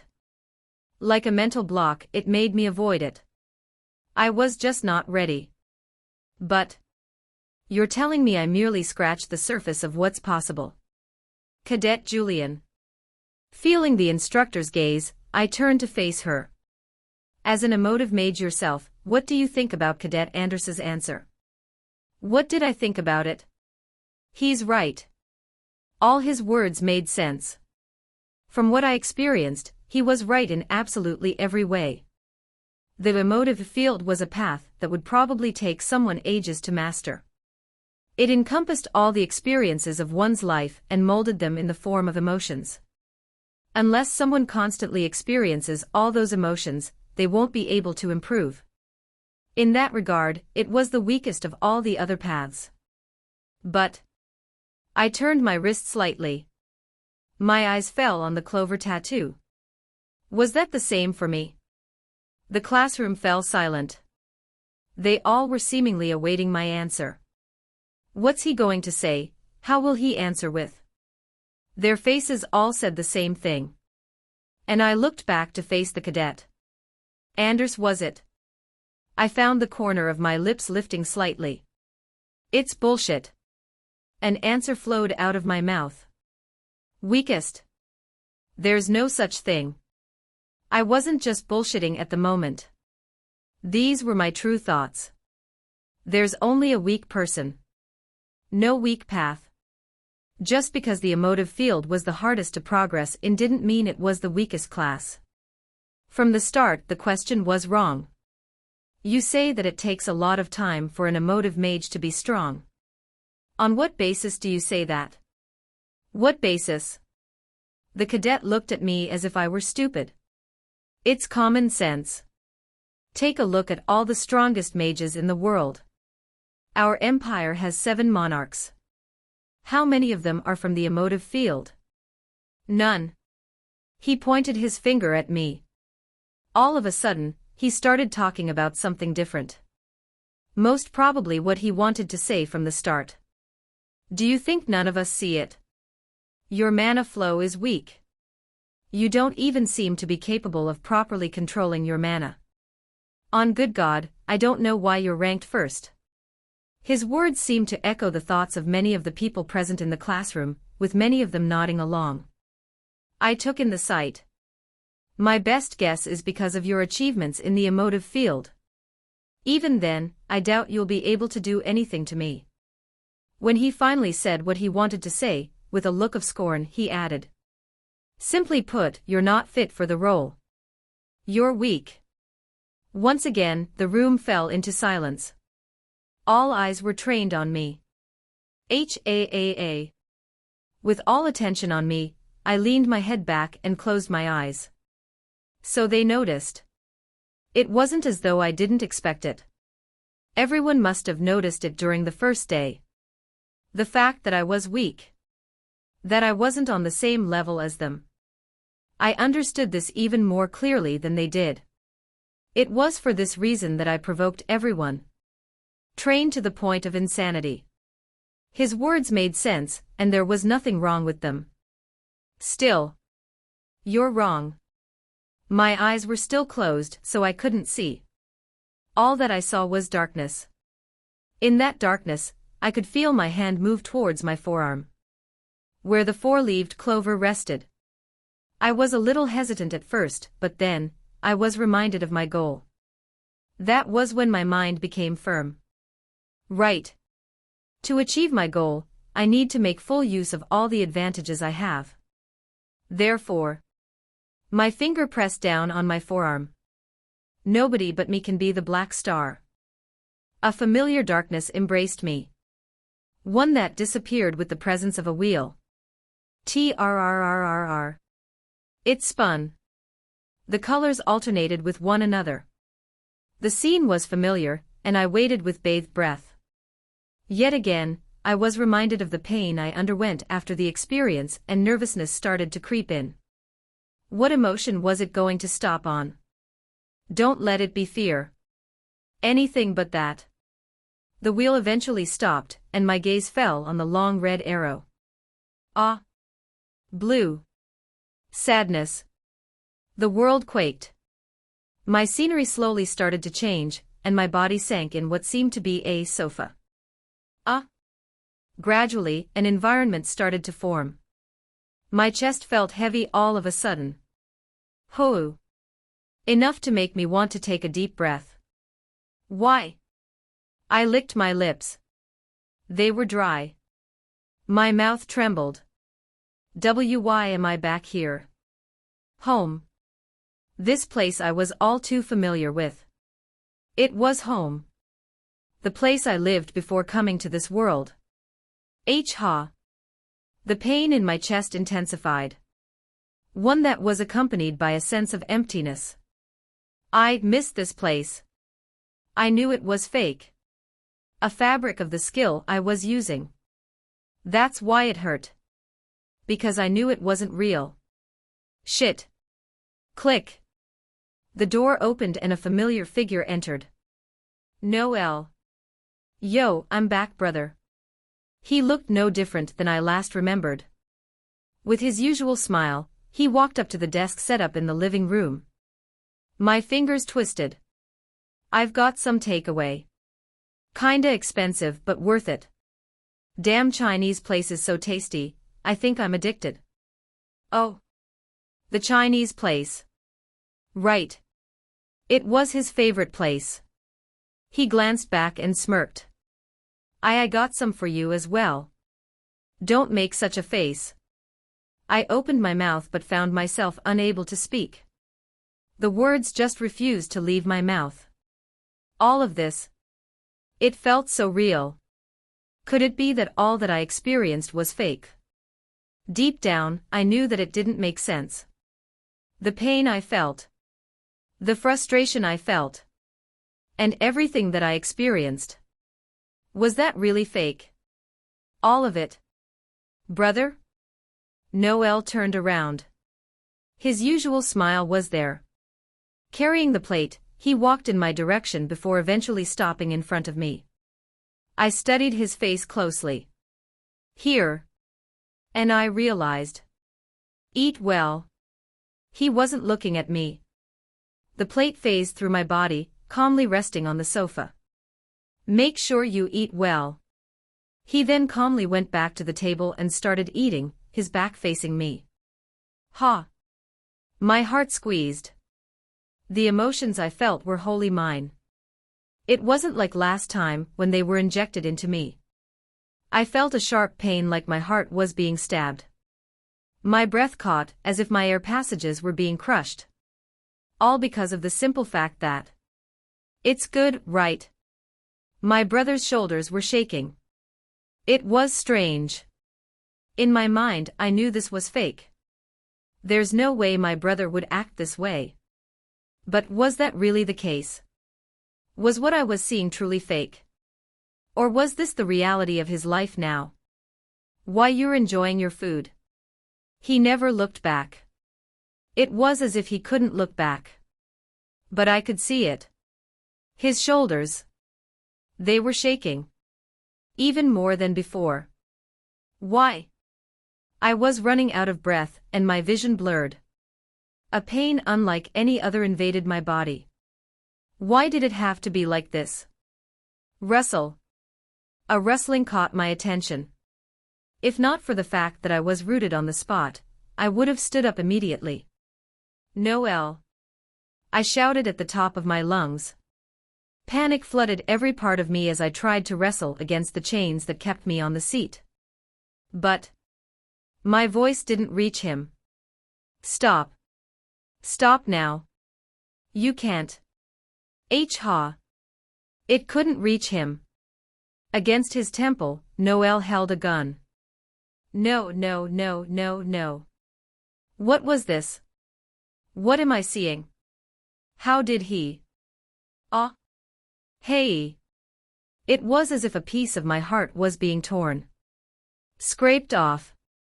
My neck twisted and the veins on my neck protruded. What are you doing? Stop, stop. I'm tired. Noel remained motionless. His voice seemed to be devoid of anything. As if he had lost track of himself. No, don't. Hey, brother. Finally, he turned to look at me. That was when I stopped my struggles. Drip. Drip. His face was stained with tears. But the scariest part was his eyes. They were empty. Devoid of any of the usual spark he had. Ah no. Why did you leave me? I knew he wasn't addressing me. There was nobody in the room. It was just him. He was talking to himself. But I felt compelled to respond. I didn't choose to leave. Right, you had no choice. He answered in a manner that suggested he could hear me. But I knew he couldn't. After all, he wasn't looking at me. It's cold. Lonely. I have nobody. Our parents died. You were the only one left. Now that you're gone, nobody cares. Ah. My chest pounded. The pain seemed to strangle the words out of me. I am scared. Drip. I don't know what to do. Why does everyone leave me? What did I do? Am I the problem? Is that it? No, that's not. Hee. A hollow laugh escaped his lips. I should just end it, right? That way. I won't be alone anymore. At worst, I'll be with darkness. It's nothing different than now. No. I finally snapped out of it. What replaced the pain that entangled my heart was another emotion. Anger. I knew he couldn't listen, but I still spoke. No, shouted. You fucking idiot. I stopped everything so that you could live better. My chemotherapy. I stopped it because I wanted him to live a better life. He had enough savings to survive until he finished school. So how could he just end it? Was my sacrifice for nothing? No. Fuck. Stop. If you were here, you'd probably scold me. Tell me how much of a fucking idiot I am, right? I lost my voice then. Did I ask you to step chemo? Do you think I've ever cared about the money? No, that was just an excuse from you, wasn't it? What? You were scared. I felt myself lose my breath. No. You stopped chemo because you lost sight of yourself. You were afraid of spending your days meaninglessly, knowing that you had no future to look forward to. You chose the fastest way to leave. Leaving money for me. That was just an excuse you probably told yourself. No, I know it. After all, I'm just like you now. I brought my hand toward my chest. It hurt. It hurt so much. The pain was taking over me. H-A-A-A. H-A-A-A. My vision blurred, and every single breath was accompanied by even more pain. Noel's hand shook. Since you can run, I can too, right? He looked at me. This time, it really felt like he could see me. Tears, uninvited, welled up and my mouth trembled. What was this? How could speaking hurt so much? You won't mind if I join you, right? No. My voice came out weak. I found that I could no longer shout. The energy drained from my body. This sense of helplessness. It slowly carved itself into my mind. So did the pain. Ha. Noel smiled. In a way, his smile seemed liberating. But all I could feel was helplessness. I could feel myself breaking. The colors started to drain from the world. I could see the younger version of him, standing before me, asking me to buy him ice cream. It was just a couple of months after our parents' death. It was just the two of us back then. He had only been 10 back then. I remember that day clearly because that was the day he regained his smile. I worked hard to keep it that way. To make it so that he wouldn't stop smiling. So, staring at the sight before me, I felt myself lose my breath. His smile. The one I promised to keep. It was gone. I took it away from him. It hurts. Clank. I flinched. My breath seemed to be caught in my throat as the gun fell from Noel's hand. His eyes, which appeared to be devoid of any light, lowered. Drip. Drip. And tears continuously poured down from them. Biting his lips, he weakly leaned back. I'm scared. He covered his face with both hands. I don't want to die. His shoulders trembled. But I don't want to live. The world seemed to grow faint. What do I do? Just before it all faded, his head turned to face my direction once more. Tell me, brother. What do I do? That was the last time I heard his voice. Brightness engulfed my vision, and I found myself in a familiar place. All eyes were fixed on me. Ha! But all I could feel was pain. My chest felt tight and heavy. Each breath felt heavier than the last. And my vision was blurry. It was at that point that I closed my eyes and saw a notification. End of proof LVL2. Sadness, EXP plus 15%. Level 2. At first I was surprised, but then I understood. Unlike fear, I was familiar with sadness. It was all I ever knew in my previous life. It was no wonder my understanding of it was greater than fear or any other emotion. And with such thoughts, I opened my eyes. When was the last time that you cried? Words flowed out of my mouth all of a sudden. They came out smoother than I thought. They were directed towards one person. What are, huh? He stopped mid-sentence. A strange silence filled my surroundings.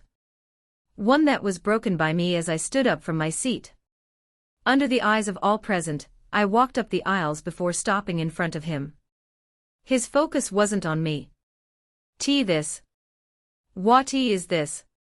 Flustered, he touched his cheeks. They were stained with tears. Gripping his shirt, he looked up at me. What's going on? What did you do? I didn't answer. Instead, I asked. Did I touch you? The tears streamed with even more force as his face paled. I clenched my teeth and raised my head. Recollections of the scene I witnessed replayed in my mind, threatening to force tears out of my eyes. But I held them in. I let the pain center towards my chest, where it had all accumulated. Instead, I directed my attention towards Anders. I opened my arms. You say I'm weak. Unfitting of my rank. Here's your chance. Hit me. Yuk. With his hand on his chest, he only looked at me. I looked back at him. So you can't. I reached my hand forward to grasp his shoulder. He flinched at the touch but wasn't able to free himself from it. Tell me. He seemed to be in too much pain to answer. I could relate. My body was being eaten from the inside. The pain was unbearable, and every second I stood felt like torture. But I still held myself. I couldn't show weakness. Not yet. I then recalled the words he threw at me before this. Even then, I doubt you'll be able to do anything to me. That was when I asked. Am I doing something now? He didn't answer. Squeezing his shoulder, I murmured. I thought so. Drip. Drip. Tears stained the floor. Their gentle drip echoing throughout the otherwise quiet room. Those tears. They weren't my tears. Do you still think I'm weak? Every word that came out of my mouth seemed to liberate me from the pain that was engulfing my chest. But it wasn't enough. That's why I squeezed his shoulder. It helped me alleviate the pain further while, at the same time, keeping me from falling. It was hard to remain standing. What did you do? Helplessness marred his features as he looked at me. I clenched my teeth. My eyes felt moist. The tears were trying their best to escape my eyes. But I didn't let them. I kept my eyes fixed on him. There's only a weak person. No weak path. I repeated the same words I said before. His expression changed, and the tears continued to pour down his face. But I could see anger interweaving with the sadness. You. His lips quivered. He struggled to make eye contact with me. That didn't last for long, and his jaw clenched tightly, and his expression twisted. Then, bang. My face stung, and my head turned. His fist reached my cheek, pushing it to the side. Even so, even as my head turned, I didn't look away. I kept my eyes on him. It hurt. But I was already being consumed by pain. This was nothing compared to what I was currently experiencing. It tickled. Am I weak? I asked again. His eyes faltered, and the anger seemed to fade. A new emotion started to invade his mind. One that I was responsible for. Fear. The effect wasn't as powerful as the first time I used it. Nor was it as strong as sadness, but under the current circumstances, it was enough. Anger was slowly being replaced by fear. His lips quivered, and his fist lowered. Finally, he looked away from me. And that's when I finally muttered. Pathetic. Coming out of the classroom, Aoife stopped by the statue that stood at the front of the Dorset Hall. Towering over her, it was an imposing statue. One that every student who passed couldn't help but notice. It was the statue of the first emperor, Dorset Gaius Megrail. Her ancestor and the first zenith. Indeed, the blood of a zenith flowed through her. A great honor that came with heavy responsibilities. It had been centuries since a zenith had been born into their family. Their efforts at nurturing a zenith had been in vain, and despite all their policies to keep others in check, the other houses were catching up. In particular, Delilah Venice Rosenberg. A name stood out in her mind. She was the closest to the zenith, and the one with the power to end their reign. I won't fail. To become the zenith. Aoife was willing to do anything. It was her duty as a princess and her goal. Students flowed out of the hall, with many of them glancing in her direction as they passed by. Ignoring them, she lowered her head to stare at her hand. It was trembling. Slightly. Why?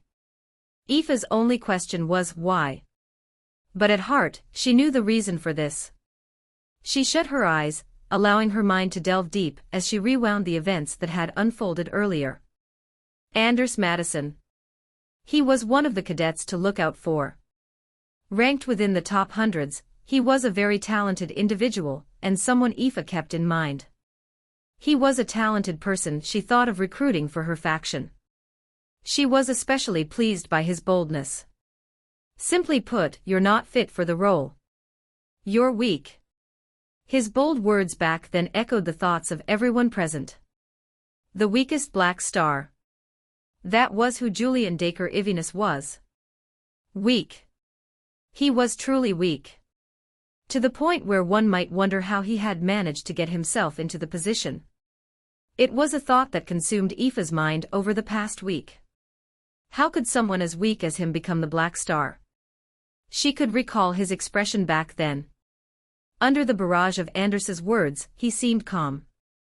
Unfazed, almost. It was as if he truly didn't care. But was that the case? Did he truly not care? At the time, when she saw him close his eyes, Aoife thought, he's running away. His actions again made her ask the question. Just what is so special about him? His attitude was trash, his mana flow was weak, and he wasn't of high noble birth. Why? She was confident that if the two of them were to fight one-on-one, she'd beat him with a simple flick of her finger.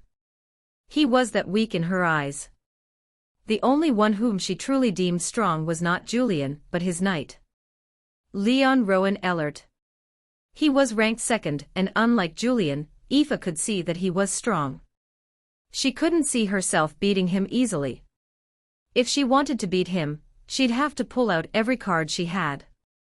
When was the last time that you cried? Even now, she could remember his voice. The tone, the smoothness, and the fluidity of it. It wasn't something she could forget. Never. Ah. What are, huh? Ah. The way Anders' face changed at his words, and tears flowed out of his eyes. She could also remember. The change was so abrupt that hardly anyone was able to react. Aoife was one of the few who was able to understand what had happened. By the time she did, however, Julian was already standing in front of him. Did I touch you? He didn't. His every action seemed calculated. As if he were evoking a certain flow. First he evoked sadness. When was the last time that you cried? Then he evoked anger. Here's your chance. Hit me. You. Bang. And then. Pathetic. He evoked fear. Hoo. Aoife opened her eyes. The entire time, he was in complete control. It was an unmistakable fact. What made emotive mages so scary? It wasn't their strength. Far from it. They were weak. Even the weakest mage could kill them. But that was only on the premise that they didn't fall for their words. Through the exploitation of a single emotion, emotive mages could evoke and manipulate other emotions. Though different, they were all intertwined together. And the more emotions an emotive mage could manipulate, the stronger they were. Emotions were a weakness. It was something that Aoife understood all too well. Aoife's fist slowly clenched. He's weak. That was undeniable. But he's strong. Weak but strong. Julian. A new name crawled its way up in her mind. It stood right alongside Delilah's. A familiar feeling. One that I had grown accustomed to. My legs were weak. Each breath felt tiring. And the world felt empty. Colorless. It was just meaningless. There was nothing that excited me. Every one of my actions felt mundane. A chore. The tears that were threatening to spill from my eyes before were long gone. Tasteless. The food was tasteless too. It didn't even look appetizing. I placed the spoon down and looked around me. I was sitting alone in the canteen. Several eyes were trained on me, sneaking glances whenever I wasn't looking. I would have normally not minded. But it perfectly reflected the reality of my situation. I was a stranger to this world. An outlier. A pebble drifting in the raging sea, doing its best to keep itself from sinking. The world. It was suffocating. I want to go back. There was nothing more that I wanted. I was struggling. I truly was. Picking up the knife near me, I lightly traced my finger over its edge. A red line formed on my finger. But it doesn't hurt. What if I cut it off? Will it hurt then? Thoughts started to cloud my mind. They became more dangerous with each passing second. My mind was clear. I knew that my thoughts were stupid. But my insides were empty. Just because my mind was clear, it didn't mean I cared. Right now, I just wanted to feel something. Even if what I felt was pain. Something. I needed something. This emptiness that was consuming me. I wanted it to go away. Ha. My eyes continued to trace over the knife, just as my finger did. It seemed tempting. Just a little. It's not like this body is mine anyway. Just. I balled my hands into a fist and clenched my teeth. Every part of me tensed. I can't. Just like fear, sadness was consuming me. It was threatening to devour every part of me. An after effect of the skill I used. But unlike fear, pain couldn't save me. Right now. I wanted to feel pain. Something. Ha. I took a deep breath and reminded myself of my goal.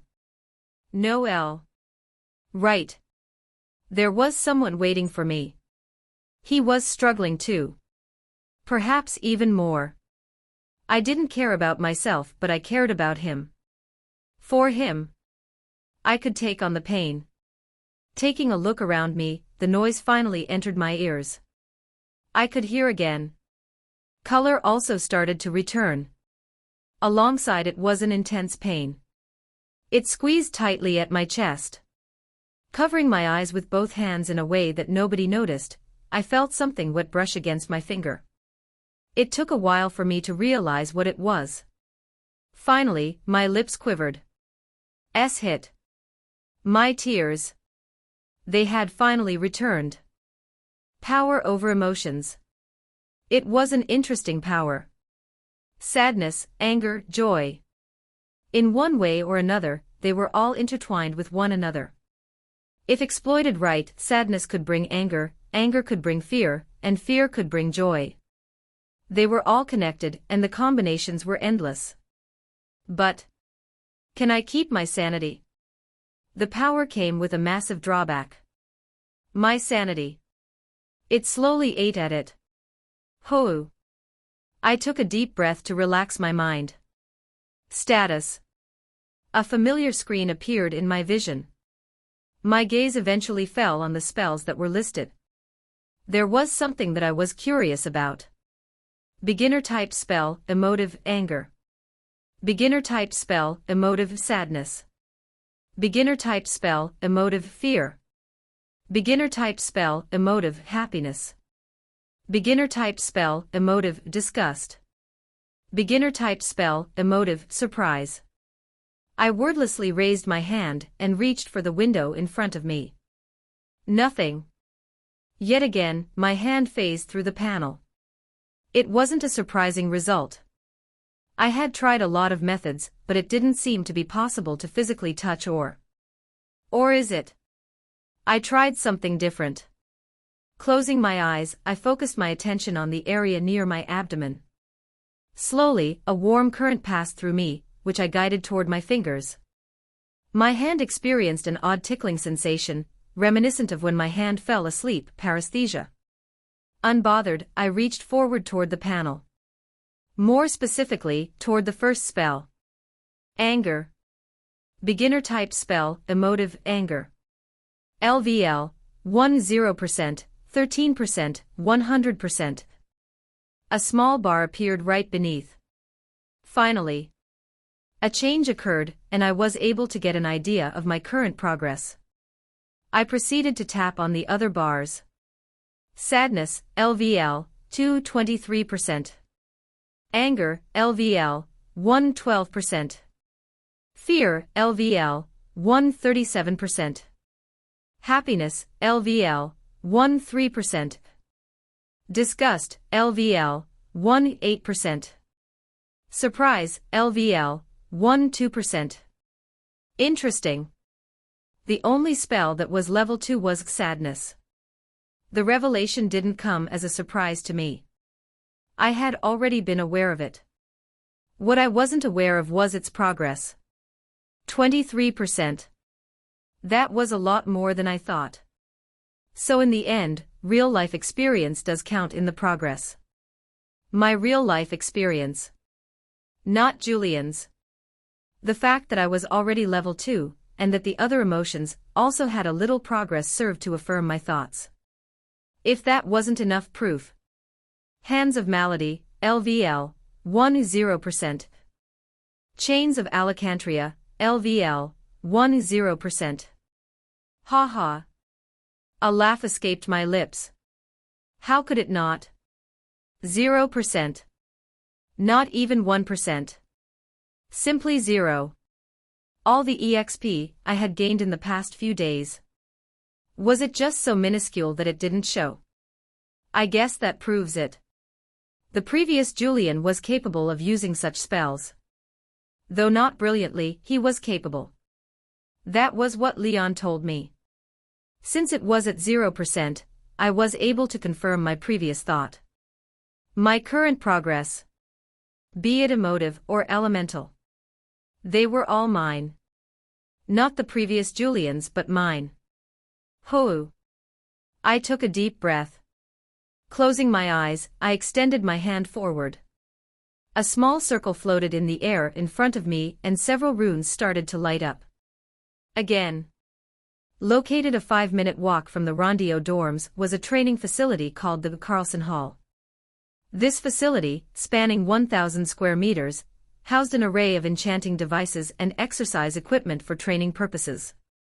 Typically bustling with cadets, the hall was relatively empty. With it being the start of the year, the cadets were all busy socializing with one another. Socialization was important in the noble circle. It was, therefore, encouraged by the households to attend such gatherings. All with the exception of a few people. So you're here. An exception to all of this was Leon. He was drenched from head to toe, sword in hand. In front of him stood a dummy, its body cut in two. His movements came to a stop upon hearing the familiar voice behind him. Evelyn. What brings you here? I can't train. With a helpless shrug, she pointed toward the training dummies nearby. Seeing them, Leon made a look of understanding. I see. He proceeded to wipe the sweat from his forehead. An awkward silence followed suit. Evelyn made an exasperated face when she looked at him. I'm not going to talk about him. Yes? I won't ask, so you don't need to be so tense. Was he that obvious? For a moment, Leon struggled to answer. I get it. You don't want to talk about him. I also don't want to talk about him. It doesn't always have to be about him. Is that so? Leon's shoulders relaxed, and so did his expression. How have you been? 5 years. That was how long the two hadn't seen each other. The Ivinus household was one of the fastest rising noble houses. Naturally, their circle was vast. The Verlis family was one of the families that they had gotten close to over the past years. There was a time when there were talks between the houses to have Evelyn and Julian engaged. That, however, fell through in the end. Well, I've been good, I guess. Evelyn shrugged and smiled wryly. Waving her hand, she pointed at the broken dummy. Forget about me. I'm surprised that you managed to get the second seat. You've improved quite a lot. You could hardly hold the sword the last time I met you. I've trained. What's with that look? So bland. Evelyn's face scrunched up. I didn't take you for such a bland guy. She then mimicked his expression, going all stony. I've trained. Worked hard. And flexed her muscles. Staring at the scene, Leon turned his head and covered his mouth with his fist. Kuhum. Sorry. Please, the fact that you don't even realize. Evelyn's face changed and she stopped mid-sentence. Covering her mouth, she leaned closer. What? What? Leon turned his head further. Don't tell me. But Evelyn insisted. You. Finally catching a glimpse of his face, her eyes widened. You're blushing, aren't you? Wait, don't tell me you don't know that's how you react. No way.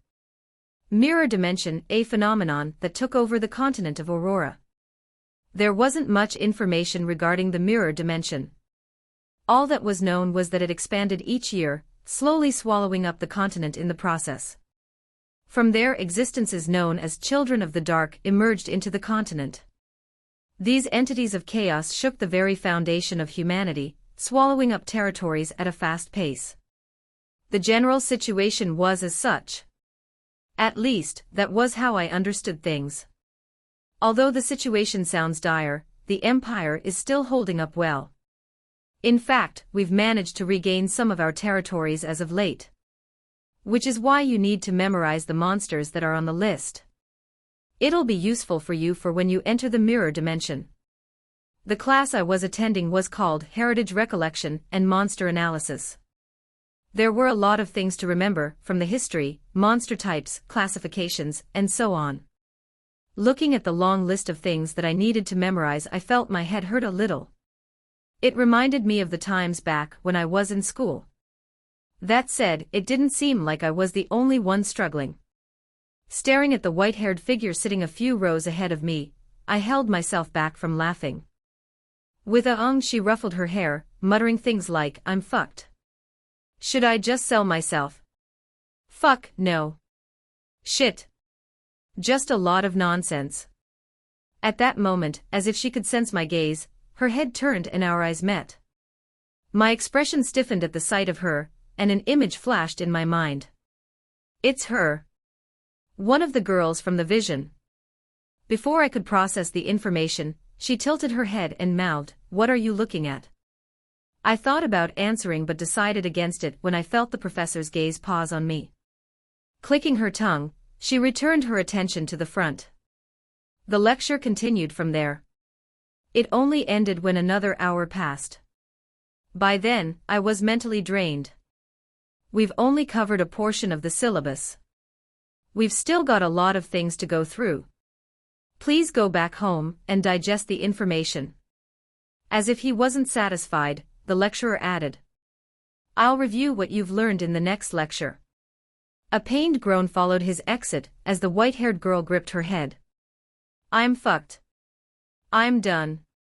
Shit. At this rate, I'll fail. Do I have no choice but to sell myself?" She looked around before settling her gaze toward the nearest boy. "Oi. How much would you pay for me?" Flustered, the boy took a step back. She didn't seem to mind and approached him. Her every action attracted the gaze of those around her. She was that pretty. Too bad she was crazy. Batshit crazy. How about this? She leaned her elbow on his shoulder. Leaning her head closer, she scratched her chin and nodded. As if she had just made a big decision. "You give me all your money, and in exchange, I'll let you hold my hand. How about it?" Is that a no? Tisk.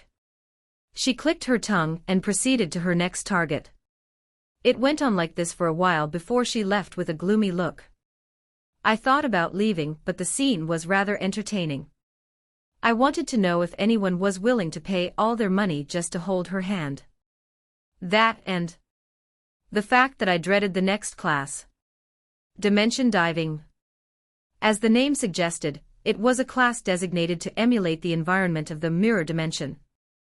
While it wasn't the real deal, and the monsters were fake, it didn't mean that it was impossible to get injured. Quite frankly, I didn't want to go. My skills were not up to par. The only thing I could do was stay behind and watch. "Please gear yourself and put on your suits. We'll be starting in the next half hour." A loud voice reminded me of the impending doom. Sighing to myself, I turned to look at Leon, who had remained quiet the entire time. Turning his head to look at me, he raised his fist as if to say, "Cheer up," before packing up his staff and heading for the door. "Hey, wait. Why are you leaving?" "Yes?" Leon stopped to look at me. "Aren't you supposed to be my knight? Wasn't his entire job to protect me?" "Oh." He nodded. "That's right. So, are you going to file a complaint?" "No." "Then." He nodded his head and excused himself. "Ah." I held my hand over my forehead. Fuck. I really didn't want to go. It was as if the air itself had cracked. Fragments, like that of a fractured mirror, lingered suspended in midair. A small crowd formed outside of the shattered space. There were over several hundred students, all of them huddled together in their cliques. The same couldn't be said for me. Be it because they were avoiding me, or just didn't like me, nobody appeared anywhere around me. I was the only one who was alone. Mirror dimension. Not that I minded since my attention was on the cracked space in front of me. Yeah, I really don't want to go. Everything about it felt ominous. Still, it wasn't like I had a choice. Whether I liked it or not, I had to go. Perhaps I'll be able to find answers here. While I was in the midst of my thoughts, the instructor, a mere wallow, showed up. The surroundings went quiet. Since everyone is gathered here, I'll make things short. We will now be diving in groups of 5. I'll announce the list shortly. The noise that had previously taken hold of the space increased as the cadets grew restless. So we're doing this in teams. It'll be random so the balance won't be right. However, that shouldn't matter since you aren't being graded for this. It's all about getting used to the environment for when you end up entering the more dangerous parts of the mirror dimension. He then proceeded to give a rundown of the team's compositions. A team generally was composed of 4 to 5 members, 2 damage dealers, 1 long range, 1 tank, and 1 support. It generally alternated between 1 and 2 damage dealers per team. In that sense, I was assigned the support role. It is up to you to decide the team leader. Be it the strongest person, or who you feel will be able to lead better. It's up to you. The teams were announced shortly after. Team 7. End of proof, 1, Julian Ivinus. End of proof, 2, Roseanne Brighton. End of proof, 3, Aoife Migrail. End of proof, 4, James Milner. End of proof, 5, Adon Whitelock. Team 7. A lot of unfamiliar names appeared on the list. There were over 1,000 first years, and it was hard for me to remember everyone's name. However, there was one name that stood out from the rest. Aoife Migrail. The Migrail name stood out immediately. It was the name of the ruling house, and one of the women that appeared in my vision. Taking my eyes away from the board, I met her gaze. Her expression was hard to read, and briefly, I felt a certain coldness flash in her eyes. That went by really fast. She was the first one to approach me. Her red hair gracefully swung in the air as her beautiful lips parted open. We're on the same team. So it seems. My tone came out rather stiff. I wasn't quite sure how to address her. With her being a princess, I had to be careful with my words. That was until she spoke again. You're weak. She spoke in a manner that left no room for debate. That's why I will be the team leader. I didn't answer and just stared at her. She looked back at me. Straight in the eyes. It was as if she was challenging me. Wanted me to refuse her. But do as you see fit. All she did was do me a favor. I didn't want to be the leader. I wasn't fit to be one as well. As her composed expression began to reveal cracks under the impact of my actions, a smile tugged at my lips while I lowered my head. Team leader. Asterisk. The air was dry. The world appeared monochromatic, enveloped in shades of gray, with the sole exception of the vivid red and orange tones emanating from the sun in the sky. I was running through a rocky field. The other team members were running ahead of me. Unlike me, they didn't seem to be struggling. My stamina was starting to run low. Was this the difference between us? Let's stop here. Thankfully, we stopped just as I couldn't hold my composure. Halting, Aoife looked around before settling her gaze over a large rock. Let's take a small break for now. We're almost near our destination. Taking advantage of the situation, I sat on the rock to catch my breath. There were a total of 5 people in the group, and as I sat down, none of the members approached me and huddled over to Aoife. Can't blame them. She's a princess. Had I been in their position, I too would have been like them. It was unfortunate that in the future, there was a chance she'd kill me.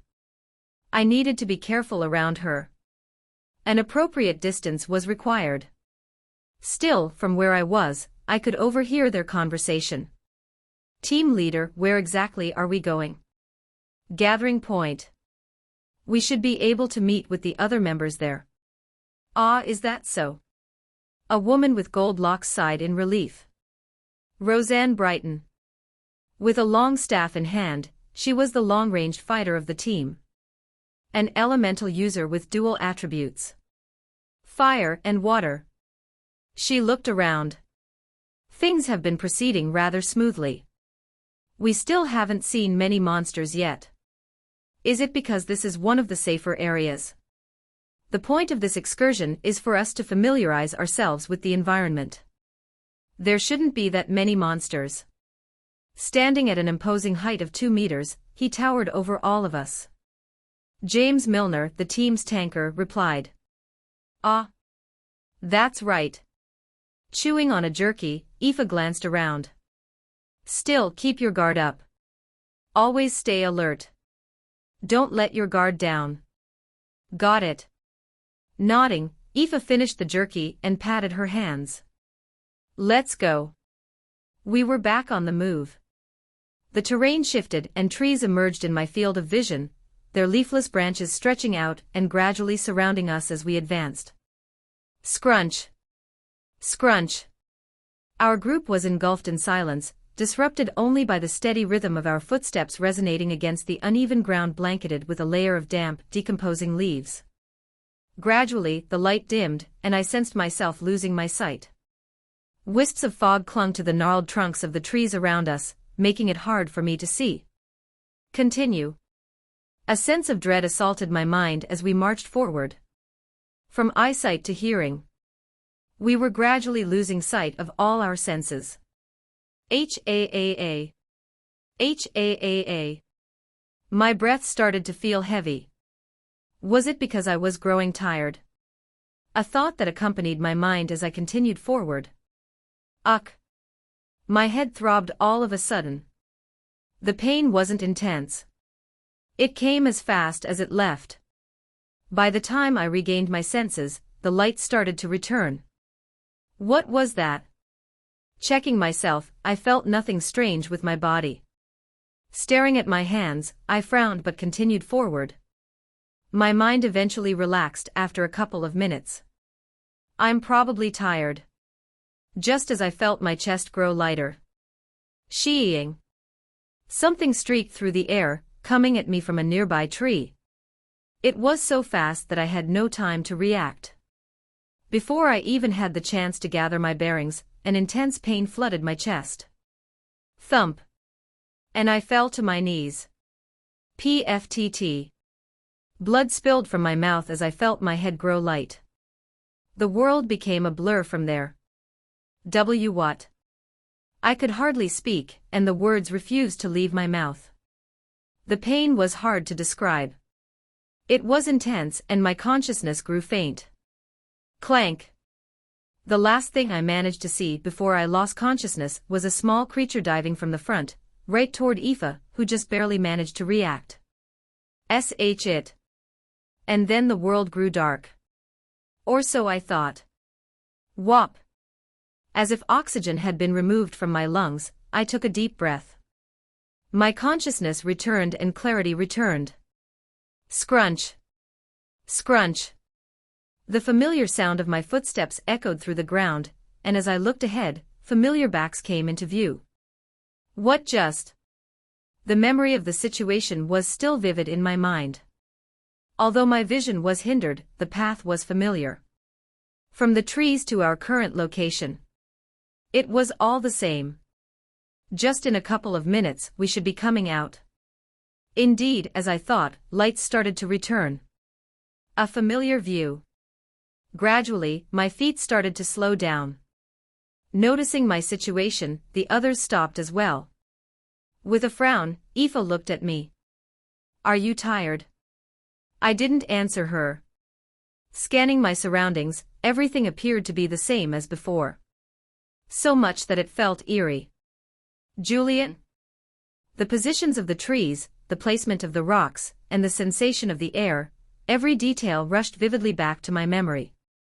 It can't be, right? Hey! I snapped out of it when two large hands grasped my shoulders. A rough face inched close to mine.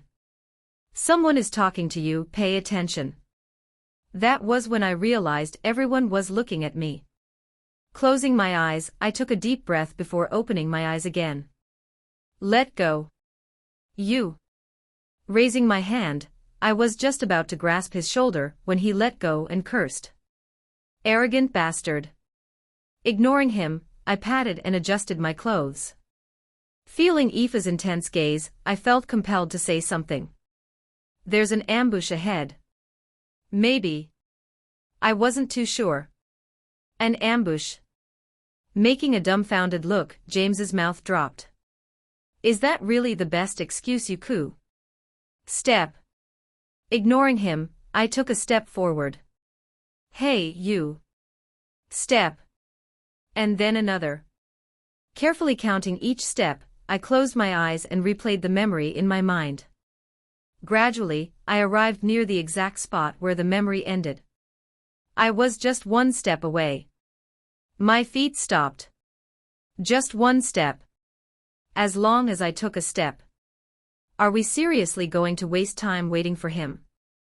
He's just trying to save himself from the embarrassment. If. Step. I took that step. And. Sheeing. Just as in the memory, the moment I took the step, the tree rustled and something fast streaked through the air. But unlike last time, I was prepared. Tilting my body ever so slightly, it passed right before me. With a thud, it came crashing toward the ground, revealing a glimpse of its features. I didn't pay much attention to its looks. Turning my attention toward my group, I nudged with my chin. Get rid of it. Foresight. The gift of glimpsing into the future, a power I held. It was the third time now, and even now, I didn't fully understand it. What triggered it?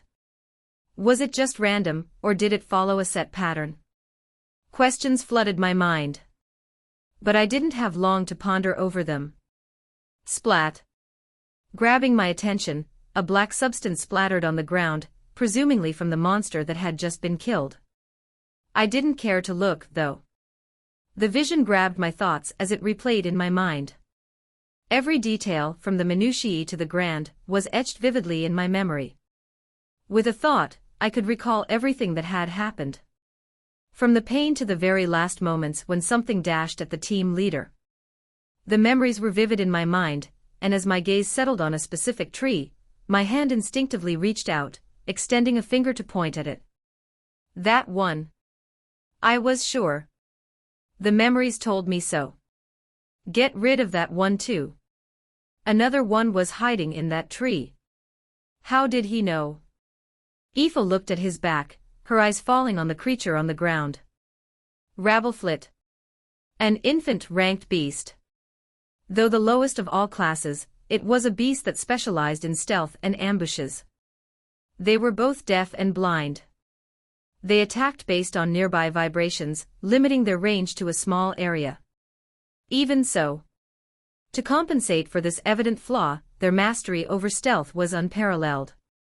Unless one possessed proficiency in search magic, or had extremely keen mana senses, detecting them was nearly impossible. Was Julian proficient in search magic? She didn't think so. So how? Mana sensitivity. It's hiding on that tree over there. Aoife followed his finger. Again, she could see nothing. Team leader. Aoife looked back at him, immediately noticing his annoyed expression. Yes. As far as I'm concerned, there's another creature hiding over there. I'm not proficient in long-range magic. If you wouldn't mind. Right. Aoife eyed the tree in the distance and flicked her finger. The tree shriveled up, compressing like a scrunched-up paper. It all happened so fast that the creature was unable to react. Heek. After a deafening screech, what followed was the creature's shriveled-up body. Aoife took a look at the creature before turning her head away. How ugly. Just like Julian, she was talented in two fields. Mind and body. Unlike Julian, who was proficient in the emotive field under the mind classification, she was more proficient in telekinesis. With a single thought, she could manipulate an inanimate object. Yuck, it looks nasty. A different figure drew near, leaning forward as her golden locks cascaded over her face while she grimaced. They really do look different than the textbooks, don't they? Team leader. It was. What was her name again? Aoife struggled to recall. Nonetheless, she nodded her head. Yeah. That was when two other figures approached her. With bright smiles, they started to praise her. You were amazing. That was great. I can't believe you're so strong. It was a situation she had grown used to. Typically, she didn't mind such flattery. But strangely, they felt rather annoying at the moment. I didn't do anything. She found it odd. Since when did she mind such things? At heart, she already knew the answer. Swallowing her pride, much to the surprise of the others, she moved toward a certain figure. He stood alone, his gaze lingering over the nearby trees. She stopped when she was a few meters away from him. Taking note of her appearance, he glanced at her. What? His tone was as flat and rude as ever. However, she didn't mind it. She knew he could take advantage of her cracks if she showed them. Thank you. The situation would have been difficult had you not warned us. Ah. He extended his hand to brush his shoulders. You're right. Aoife found the entire situation somewhat funny. She somewhat expected such an answer from him. It seemed fitting. Could she be starting to get an idea of his character? Can you continue doing it?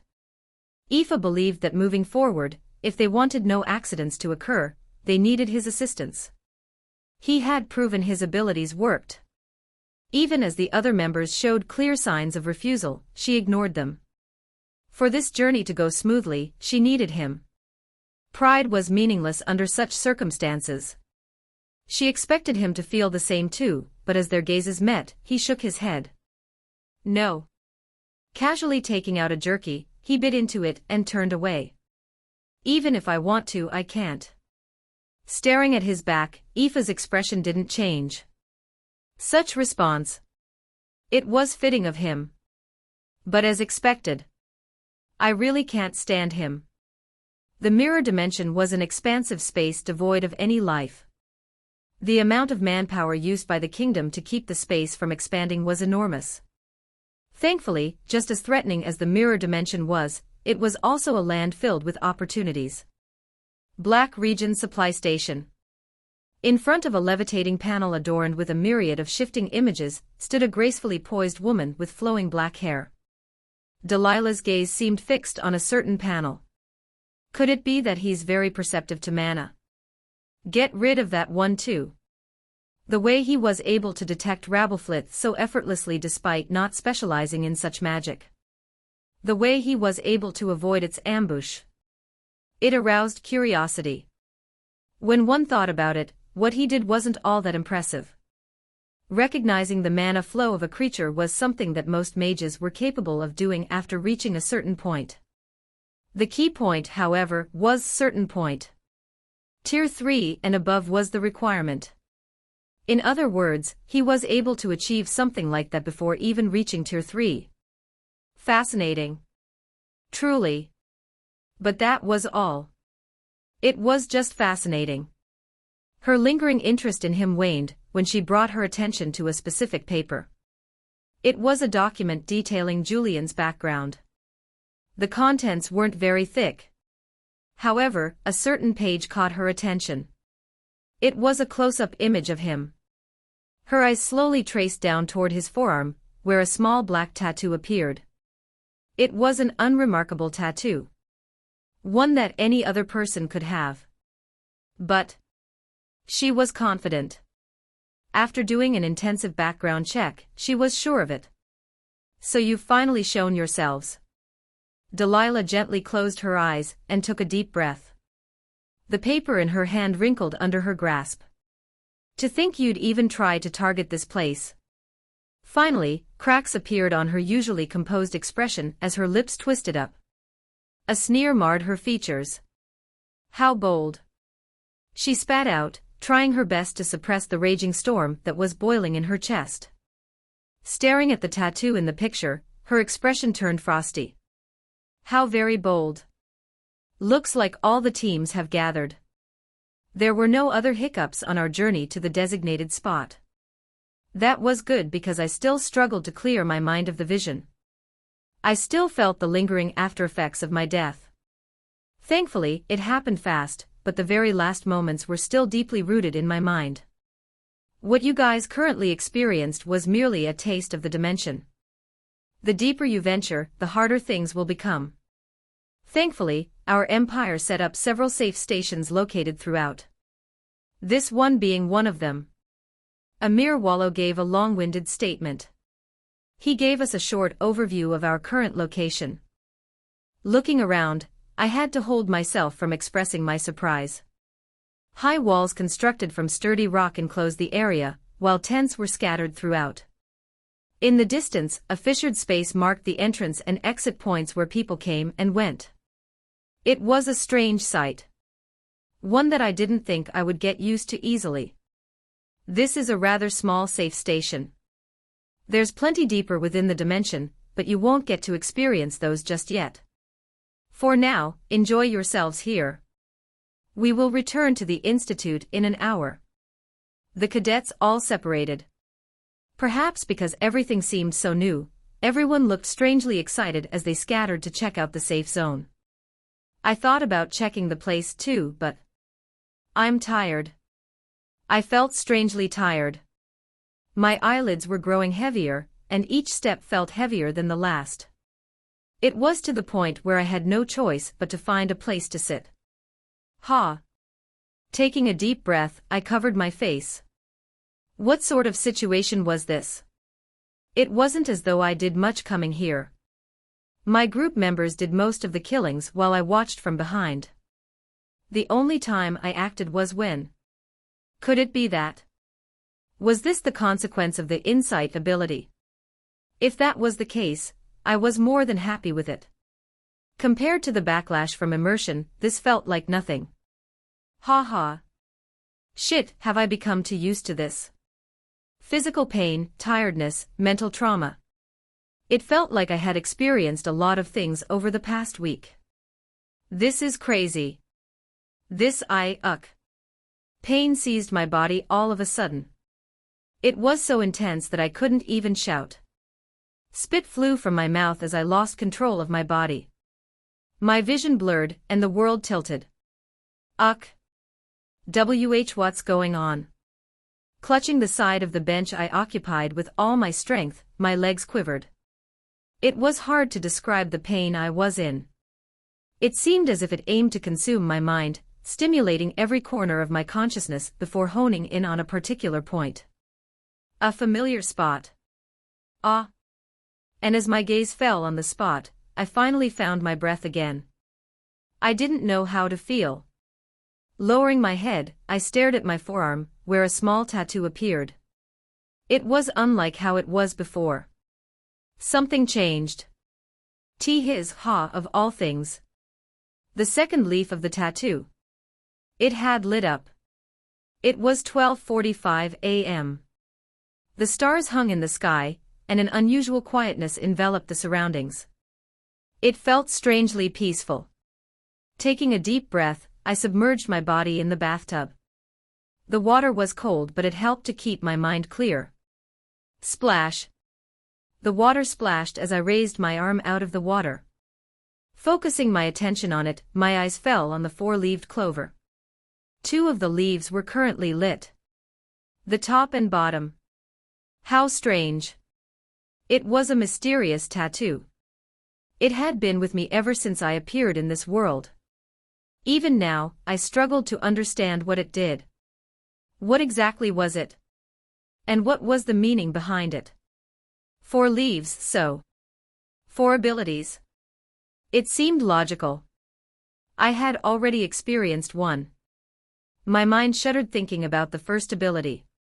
From what I gathered, every time I used the ability, it would take an entire day for it to recharge before I could use it again. That said, it's impossible. While the ability replenished within a day, my mind couldn't recharge at the same pace. It was a dangerous ability. Every usage threatened to eat at my sanity. There was a reason I was so desperate to learn my other abilities. I didn't want to completely rely on this ability. Of course, that didn't mean I wasn't prepared to use it. Every advantage was necessary. But it's best if I tread lightly. Yeah. So that I wouldn't lose sight of myself. I had to tread lightly. Whew. I floated on the water, with only my neck and hand breaking the surface. Considering the aftereffects of the first ability, the prospect of using the second one felt daunting. My eyes continued to linger over the tattoo. What was going to happen if I pressed on it? Was the side effect going to be greater? If so, will I be fine by the end of it? So many questions and so few answers. Shall I try? There was only one way to find out. Although the idea seemed daunting, my mind was firm. Something was weighing heavily on my mind, and it was eating me up from the inside. All I wanted was for it to stop. And for that, I'll do it. Even if it meant more pain. With such thoughts, I reached for the second leaf. Silently I felt my finger touch my skin. It pressed on the area where the second leaf lit up, and I closed my eyes in preparation for what was to come. But nothing. When I opened my eyes again, I noticed that everything was the same. There was no change. No, there was a change. What's this? The second leaf. It had lost its light. It was now back to how it was before. I silently stared at my hand for what felt like forever. Eventually, my head sank into the water. A part of me felt relieved, but another felt disappointed. Submerging myself deeper into the water, I let myself relax. In this strange silence, I felt at peace. The next day, classes were running as usual. First years weren't allowed to select their own courses. Therefore, as I glanced at the name of the lecture, I had to resist the urge to audibly groan. Language study. As expected. Even in this world, these types of lectures were unavoidable. The language that was used in this empire was called Lemuraic. A modern language that was only a few centuries old. It was good that when I came to this world I was already able to speak, or else. Let's not think about it. I silently entered the classroom. The classroom was rather large. With over 100 students, it had to be spacious. The moment I entered the classroom, several gazes fell on me. Their gazes still felt burdensome, but I was slowly starting to get used to them. I looked around before eventually making my way toward where Leon was. It was strange. Before, he'd used to follow me everywhere. As if he was studying my every move. However, now, he didn't seem to care as much. Still, he did save me a seat. So that's that. I had just taken a seat when Leon glanced at me and frowned. You look quite tired. Ah, yeah. I hardly slept last night. I'm still adjusting. Oh. Take care of yourself. Yeah. The conversation ended there. He was a man of little words, and so was I. Our conversations usually lasted for this long. To an outsider, they probably sounded like an extremely stiff conversation. However, I liked it to be like this. It was the perfect distance. Not too close and not too far. It was exactly 8 o'clock when the professor in charge came in. Looks like the class is packed. It's nice to see so many students eager to learn a new language. The professor was a middle-aged man adorned with a meticulously groomed mustache and gray hair. Clad in elegant attire, his demeanor exuded an unmistakable aura of grace. It was obvious at a glance that he was a high-end noble. As many of you know, the mirror dimensions hold many mysteries. From resources to ancient scripts. There are a lot of hidden treasures within the dimension. There was a reason why the Empire had many supply stations constructed within the dimension. It wasn't just for the sake of stopping the expansion of the dimension. It was also for the sake of gathering resources. From the ruins of old civilizations to ores and monsters. It held a lot of opportunity. As one says, knowledge is power. Within the ancient civilizations, there are many books detailing a lot of useful information regarding the expansion of the mirror dimension. By studying their language, we're empowering ourselves with the ability to understand their mistakes and technology. The professor seemed enthusiastic about the lecture. He went on to brag about the Empire's achievement in this field, and how they were ahead of the other empires. But I couldn't feel the same excitement he felt. Wham! A light yawn escaped my mouth. It was a quiet one. To the extent that no one else seemed to notice. But it perfectly reflected my state of mind. I was tired and the lecture was boring. Having barely slept the previous night, coupled with how interesting the lecture was, I found myself succumbing to drowsiness. I had to pinch myself several times to keep myself from falling asleep. But there was a slight problem. While I did try my best to hide my drowsiness, it wasn't enough. Cadet Julian, is my lecture boring you? A shadow cast over the area I was in. Looking up, the professor was standing a few meters away from me. I scratched the side of my head. Did you manage to sleep last night? I thought about an appropriate answer but... No. I shook my head and came clean. I wasn't able to sleep much last night. The professor's expression stiffened all of a sudden. A small commotion followed suit as multiple eyes fell on me. The situation took me aback. What's going on? And then, I heard a small voice behind me. Was it just me or did his pronunciation sound even better than the professor's?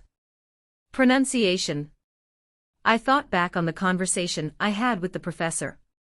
All he did was ask whether his lecture was boring me. What was so strange about? That's when I realized. We were both speaking English. The language class ended after 1 hour. Evelyn walked with her head lowered, accompanied by a young woman with short brown hair. My back hurts. I can't believe we had to go through that. Theoretical classes always tended to be more boring than practical ones. And the fact that we have to memorize the alphabet before the next class is even worse. Kill me already. As Josephine grumbled, she suddenly recalled something and tilted her head. Evelyn, didn't you say you were acquainted with Julian? Evelyn snapped out of her thoughts at the mention of Julian's name. Did you say something? Geez, pay attention when I'm talking. Rubbing her forehead, Josephine repeated.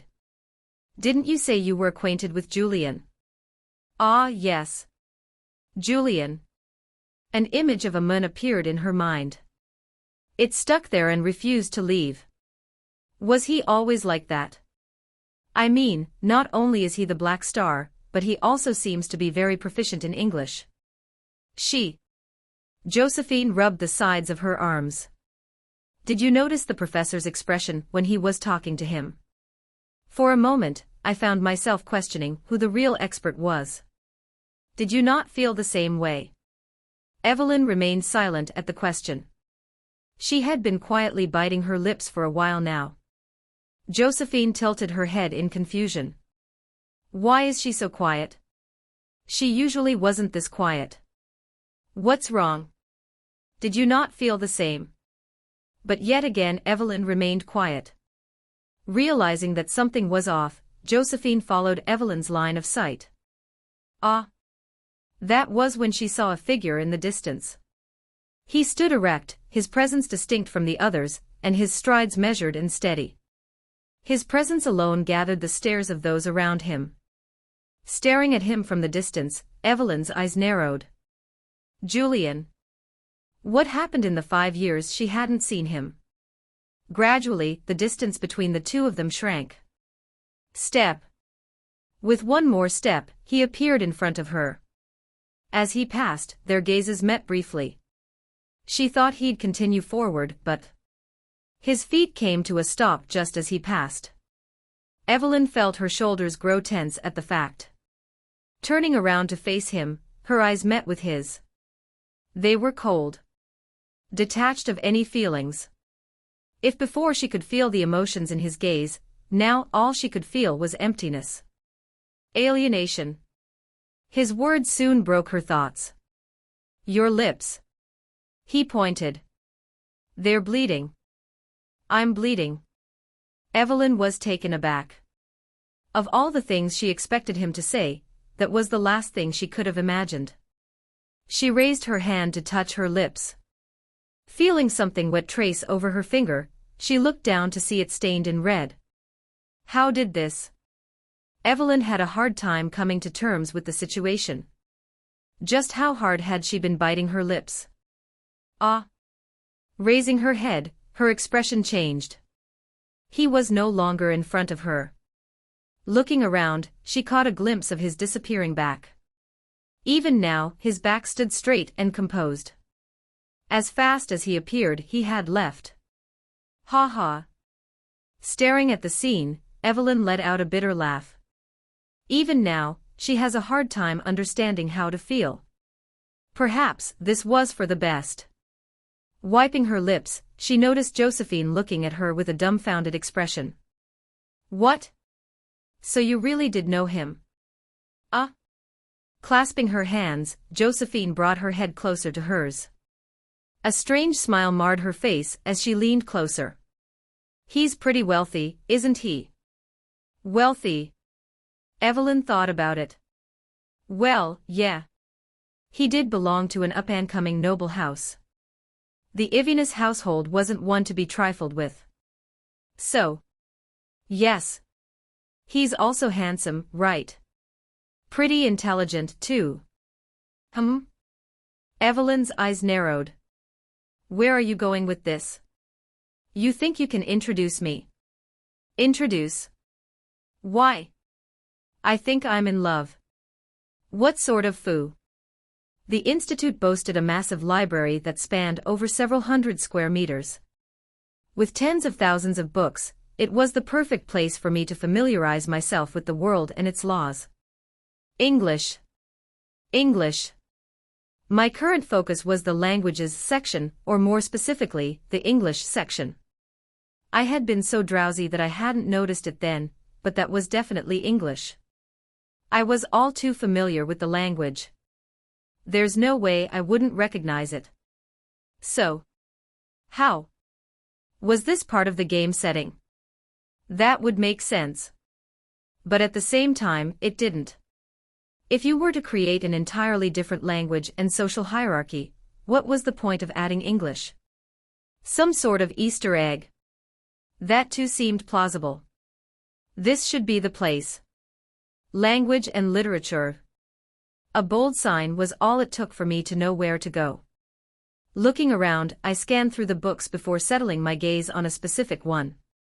It was rather thick, and the cover felt extremely familiar. As expected. Taking the book, my hand glossed over the cover, and I took a deep breath. English vocabulary. A book I would have never expected to see in this world. Flip. Even the contents were the same. I felt a mixture of different emotions staring at the book in front of me. In a sense, it reminded me a lot of home. Earth. There wasn't a day that passed when I didn't think about home. It was all I ever thought about. And while it was true that I had somewhat adapted to this world, I had no choice but to adapt to it. I would have been dead otherwise. There's a thesaurus as well. Scrolling through the books on the shelves, a lot of familiar ones, such as the dictionary and thesaurus, appeared. There also appeared to be a lot of novels. From romance to fantasy. Grabbing a certain book, I opened to a random page to see what it was about, but his warm body slowly embraced her. I closed it just as fast as I opened it. Just what were the game developers thinking? It was smut. Was this type of book even appropriate? But something feels off. I couldn't quite put my finger on it. But it all boiled down to a certain point. Or location. Mirror dimension. That was the place where these books were found. What I wanted to know was, what else did they find and where exactly did they find it? Grip. Unknowingly, my grip on the book intensified. Though I wasn't certain, I felt a little closer to an answer. At the very least, I now had a direction. But do I have no choice but to go? The mirror dimension. It was an extremely dangerous place. One where a single mistake could cost one's life. However, as I thought about how these books came from such a place, I had no choice but to go there to get an idea of what was happening to me. Even if it was dangerous. But before that, I looked around me and took note of the numerous books that surrounded me. I should check out the other books. Perhaps I'd be able to find the answers to some of my questions. With how many books were present, I was bound to find something. Putting the dictionary back, I headed deeper into the library. It was time for me to read. Asterisk. The library was teeming with books on all sorts of topics. How long? Before I knew it, the sky outside was dark. I had been so immersed in reading that I hadn't noticed that a lot of time had passed. It's already past dinner time. The time said 10 p.m. By now the canteen was already closed and there was no way for me to get food. But I didn't let that bother me.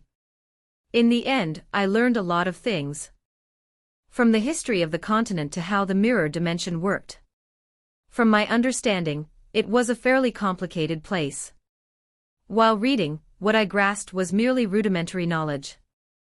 The place was extremely mysterious, and despite the time invested, my questions remained unanswered. I wasn't disheartened, however. There were plenty of books for me to read. I was bound to find an answer sooner or later.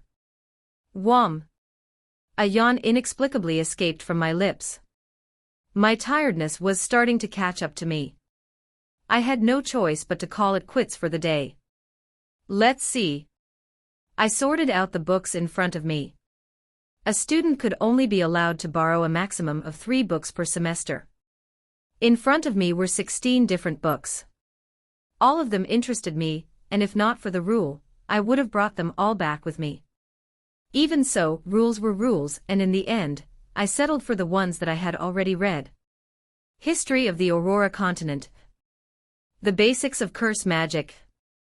Rune Language and its Distinctions. These were the books I deemed to be the most useful for me in the long term. I stood up and packed my stuff, placing the books I didn't choose back to where they belonged. Thud. One of the books fell as I positioned them on the shelf. I reached out to grab it when my hand paused. There was a certain scent in the air that triggered my nose. This smell. It brought certain memories that I had buried deep within my mind. Unknowingly, my feet moved toward where the smell came from until I eventually neared a secluded area of the library. Ah! There a person stood. A familiar face. Long, platinum hair cascaded down her back as she leaned on the table. Wedged in her fingers was a cigarette. Unwanted memories started to resurface in my mind all of a sudden. So much so that I felt my breath grow heavy at the thought. I felt a strange tightness in my chest. It closely reminded me of the pain that had taken over my life during the later stages of it. Perhaps that was why. Without realizing it, I blurted out loud. It smells like shit. At that, she furrowed her brows. Puff. She took a long drag of the cigarette before blowing the smoke in my direction. Tough luck. I stood blankly.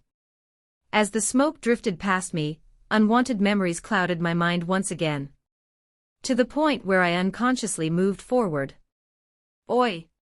Flicking the cigarette away, she clicked her tongue and stood more alert. What the hell are you doing? Tick. The cigarette fell right in front of me, and my feet paused. As if bewitched, I focused my attention on the lingering orange glow at the tip as smoke drifted through the air. My hand unknowingly trembled. Stomp. I raised my foot and stomped on it. The weight on my chest lightened, and I felt like I could breathe again. It was an impulsive action. One that I normally wouldn't have taken. But was that so hard to do? The side effects of the spell were still lingering in my mind, and the cigarette served to trigger painful memories I tried to hold deep within my mind. It was something that I had trouble controlling. Aw, shit. Ruffling her hair, her face crumbled. I didn't take you for such a fucker. Just like that bitch, you are the fucking same. That bitch. I never had the chance to figure out who she was referring to. By the time I focused my attention back on her, she was already gone. That was perhaps for the best. I wasn't in the right state of mind at the moment. Especially since. End of proof LVL2. Sadness, EXP plus 0.01%. End of proof LVL1. Anger, EXP plus 0.03%.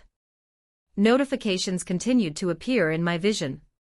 However, despite their appearance, I couldn't bring myself to focus on them. The only thing in my mind was the thing beneath my foot. Right.